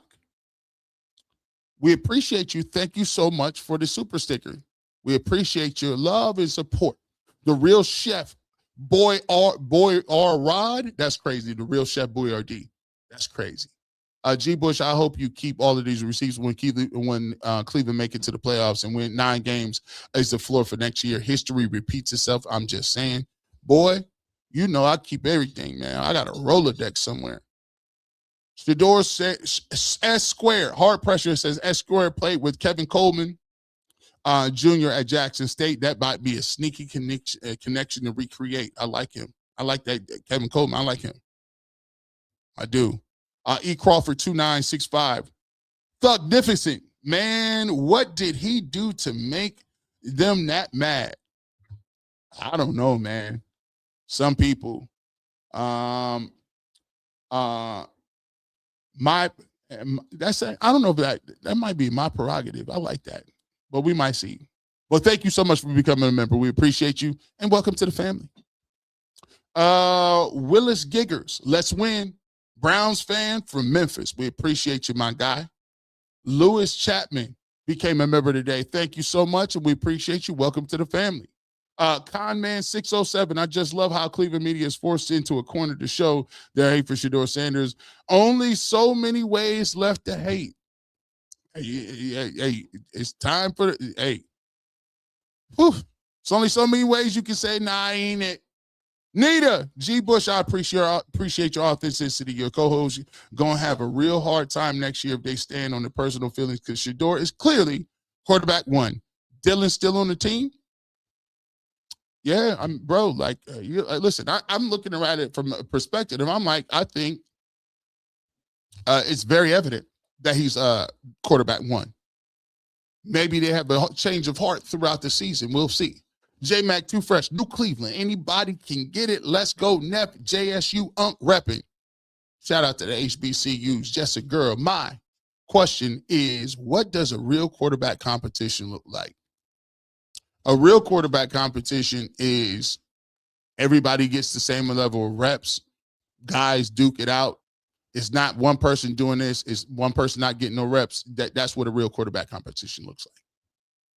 You got to have reps all the way around. You can't just be like, oh, my goodness. Like one person is going to play with the ones and then the other person is throwing the trash cans. Nita says, roll it back to the draft day. Kevin told Shedeur, God works in mysterious ways. It's all poetic justice. He did say that. Con Man, 607, man, I was ready for Todd Monken to bust down his AP perfect timing. This Shedeur story has captivated non-Browns fans too. I'm a Giants fan. Salute. Hey, it's everywhere. It's big. G. Bush, you should host a members-only barbershop show, a weekend show this season. I'll fly in for that. Pick a warm game. Raiders fan down for Cleveland. Mr. Grimble, 9017. We got to think about that. We got to think about that. We might, listen, there's a lot of things in the movement. Just don't be thinking about it. J-Mac Too Fresh, we also need G. Bush and Unc Rizzo crossovers. I'm just saying. Shout out to Coach Riz. Shout out to Riz. You know what I'm saying? Shout out to Riz. Beautifully blessed. G. Bush, that video had me in tears. Now, let's get Shiloh in the Browns uniform. Everything is possible. Go, nephew. We love it. We appreciate you. Beautifully blessed as always. Sly Tucker 6736. Thank you so much for the super chat. Big One J says, what a way to start your head coaching job with a quarterback you just been wanting. That's wild work. P.S. Still waiting on my New Year's plate. Yoshi Doshi Bull has been my favorite of mine for 15 years. Shout out to you, Yoshi Doshi. You know, listen, shout out to Adam the Bull. Man, make sure you go out there and check out the bullpen too. Subscribe to the channel. Sussy Moore, 71, super sticker. Thank you so much. We appreciate you. Hugh Garland, 9593. Kirk Cousins is leaving Atlanta. Do you think Dylan Gabriel will end up in Atlanta? It's a good chance. It's a very good chance. Two left-handed quarterbacks, I think it's a really solid chance that happens. Valerie Davies, 1573, became a YouTube member. We appreciate you. Thank you so much for having bringing the super chat. We welcome you to the family. Laminas, 566, Stefanski didn't allow Shedeur to have 2 as his jersey number because they wanted to discourage his fans from the college from following him. I don't think, so funny, that even worked out better because now everybody who had the 2 jersey had to go get the 12. Just made that jersey bigger. It's funny how things work out for the best sometimes. Sweetie T30 says, I am only interested in Kirk if he retires and wants to be a quarterback coach. He is a super quarterback, smart and knows the game. Yeah, we cool. We got what we need. We cool on that. We good over that. Shout out to Kirk Cousins, but we cool. Eric Dorsey, 4490. Jim Schwartz would be better of leaving because he'll be a cancer if things aren't perfect at the beginning. I told somebody at this point, let that man Monkin control his staff and what he gonna do. Jim has made it clear what he wants to do and how he wants to move. Got to understand.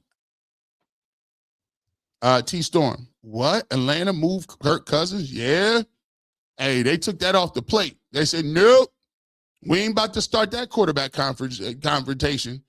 Nate Dogg 0221 became a member. Thank you so much, Nate Dogg. We appreciate you. Welcome to the family. VZ, my guy, man. What's up, my man? When white man says Shedeur has promises and showed growth, Bull agreed and tucked his tail. Wouldn't you finish a thought and then called you disingenuous and played in all bad weather games? G. Bush, you the GOAT. Here's what I always say. I asked a question. I like to ask good, solid questions. I asked, hey, shout out to Ross Tucker. I said, Ross, what you think he gonna do with Monkin? He said, man, I like his spatial awareness. He has great spatial awareness. Yeah, he's done some things on. So, I like where Ross's answer. I feel like he has some stuff too. He's shown some things, and I think Todd Monken's seen some things. But we all have our opinion. So we all got our opinion, right? Alpo J. Ohio players playing I Want to Be Free. That's funny. Alexander Gallant, Browns play the Falcons at home this year. Yes, they do play the Falcons this year. Lawrence RBE, revisionist history is a disease in Cleveland. Unfortunately, for Cleveland media, we keep receipts. The last narrative, Coach Bozo helped 12 and Dollar General. If I am Monkin, Schwartz gets the boot. Shout out to you, Lawrence RBA. We appreciate you. Man, listen, hey, Lawrence. Hey, man. Feel free. Y'all need to drop one of them cards. Tell ARP to drop one of them sneak cards. We need something out here in these streets. The streets dry, Lawrence. Come on now. Well, give us a max out. No, max out too crazy. Max out too crazy. I don't know. The max out cards. Max out cards be taking a lot. Shout out to Lawrence RBE. Shout out to RBE. Rare Breed Entertainment. You know what it is. It's all good, y'all. Trade Cleveland's 6th pick, 107 pick, and a future 4th rounder to Dallas for the 12th pick and 20th picks. Take Lemon. KC Concepcion at receiver. Then offensive tackle Lomu from Utah at 24. Iowa Dunker at 39. Offensive set. This man that got the trade machines out. You lucky I've been studying. Because a lot of people are like, whoa, this dude got an advanced mathematics system going. But I appreciate you. I appreciate it. I like some of the moves, though. Stay hard, brothers, 2026. Why does it feel like the Cleveland media isn't happy with Todd Monken and 12's relationship? I've seen other guys on that report on Cleveland all the time. Not going to say the channel. How you hate on your own quarterback. And I think sometimes, man, people can't see the forest for the trees, man. I can't even be mad. I tell you, I wasn't going out my way looking for Monken, but what I did say is I can't be a person that say they want to get rid of Kevin Stefanski and then be hating on in 5 seconds. Can't do it. Susie Moore, much respect to you and your valuable insight. G. Bush, you the man, go Browns. Thank you so much, Susie. We appreciate you, and thank you so much for the super chat.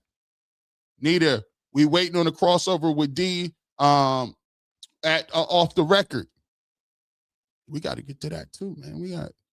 Are we writing these down? We gonna do, listen, I told y'all, we're gonna do every single crossover y'all want to do. We gonna pull up on everybody. We in the streets this year. 2026, we in the streets. Lawrence RB, we will never know the truth, but I think AB used Shieldhouse to throw the media off the scent, or he was happy with either option. Jerry Judas has a chance. Hey, man. I think Andrew Berry keeps everything under wraps. I think he really been moving. VZ, bro, can you explain how the Browns mucked up this search? Monken was one of the first interviews. What's wrong with taking candidate or talking to candidates, then picking your guy? They never said they liked anyone because Mr. VZ, it's like, again, we get into a lot of groupthink. How was it messed up that you went? First of all, it's malpractice for you to go into a search and just take the first person you see. It's malpractice, bro. Why would you do that? You're supposed to get people. I want to bring you in for 2-3 interviews, especially if you got young guys who ain't never proved themselves. You're supposed to get all the information you want to get, right? Why would you be mad at that? I don't understand it. I don't get it. Super G Lip. Everything happens for a reason. Coach from the city that stole the Browns and a quarterback whose catchphrase is perfect timing. Universe is aligning. Hey, yes, sir. Yes, indeed. Yoshi Doshi, show up on UCSS dressed as an as Ori for SG. Is that Stargate 1? That's kind of funny. Let me know if you're right. Beautifully blessed. Everyone dropping cities. Browns fans by way of Shedeur coming in from Tampa, rerouted from Memphis too. Hey, listen, Browns fan base is growing, man. We growing. Charlotte Anderson. We are so glad that Kevin Stefanski is in Atlanta. We hope he is successful in Atlanta as he was in Cleveland. Go New Orleans Saints and go Browns. Shout out to the Saints fans, man. Mrs. Pink 923, love the new Cleveland is looking up for 2026. Yes, indeed, we are. Hard pressure. DeAndre Carter is out as soon as free agency hits. Shedeur will have one of the highest selling jerseys 2 seasons in a row. When he switches back to 2, he never changed the S Square brand. It's up in 2026. And finally, Susie Moore, 71, became a member, and we appreciate you, and we thank you so much for the super chat. We did 3 hours, but we told you we appreciate you. If you take time to send it, we'll take time to read it, and we're going to put some thought into it as well. We appreciate all the super chats. We appreciate all the callers, and we appreciate everyone. As always, if you want to know, if you want the fresh take on sports, you know I keep the Clippers with me ready to line up whatever you got going. Have a great Westshire evening. And as always, we starting to see it in that new Cleveland, that hashtag new Cleveland. It's always go Browns.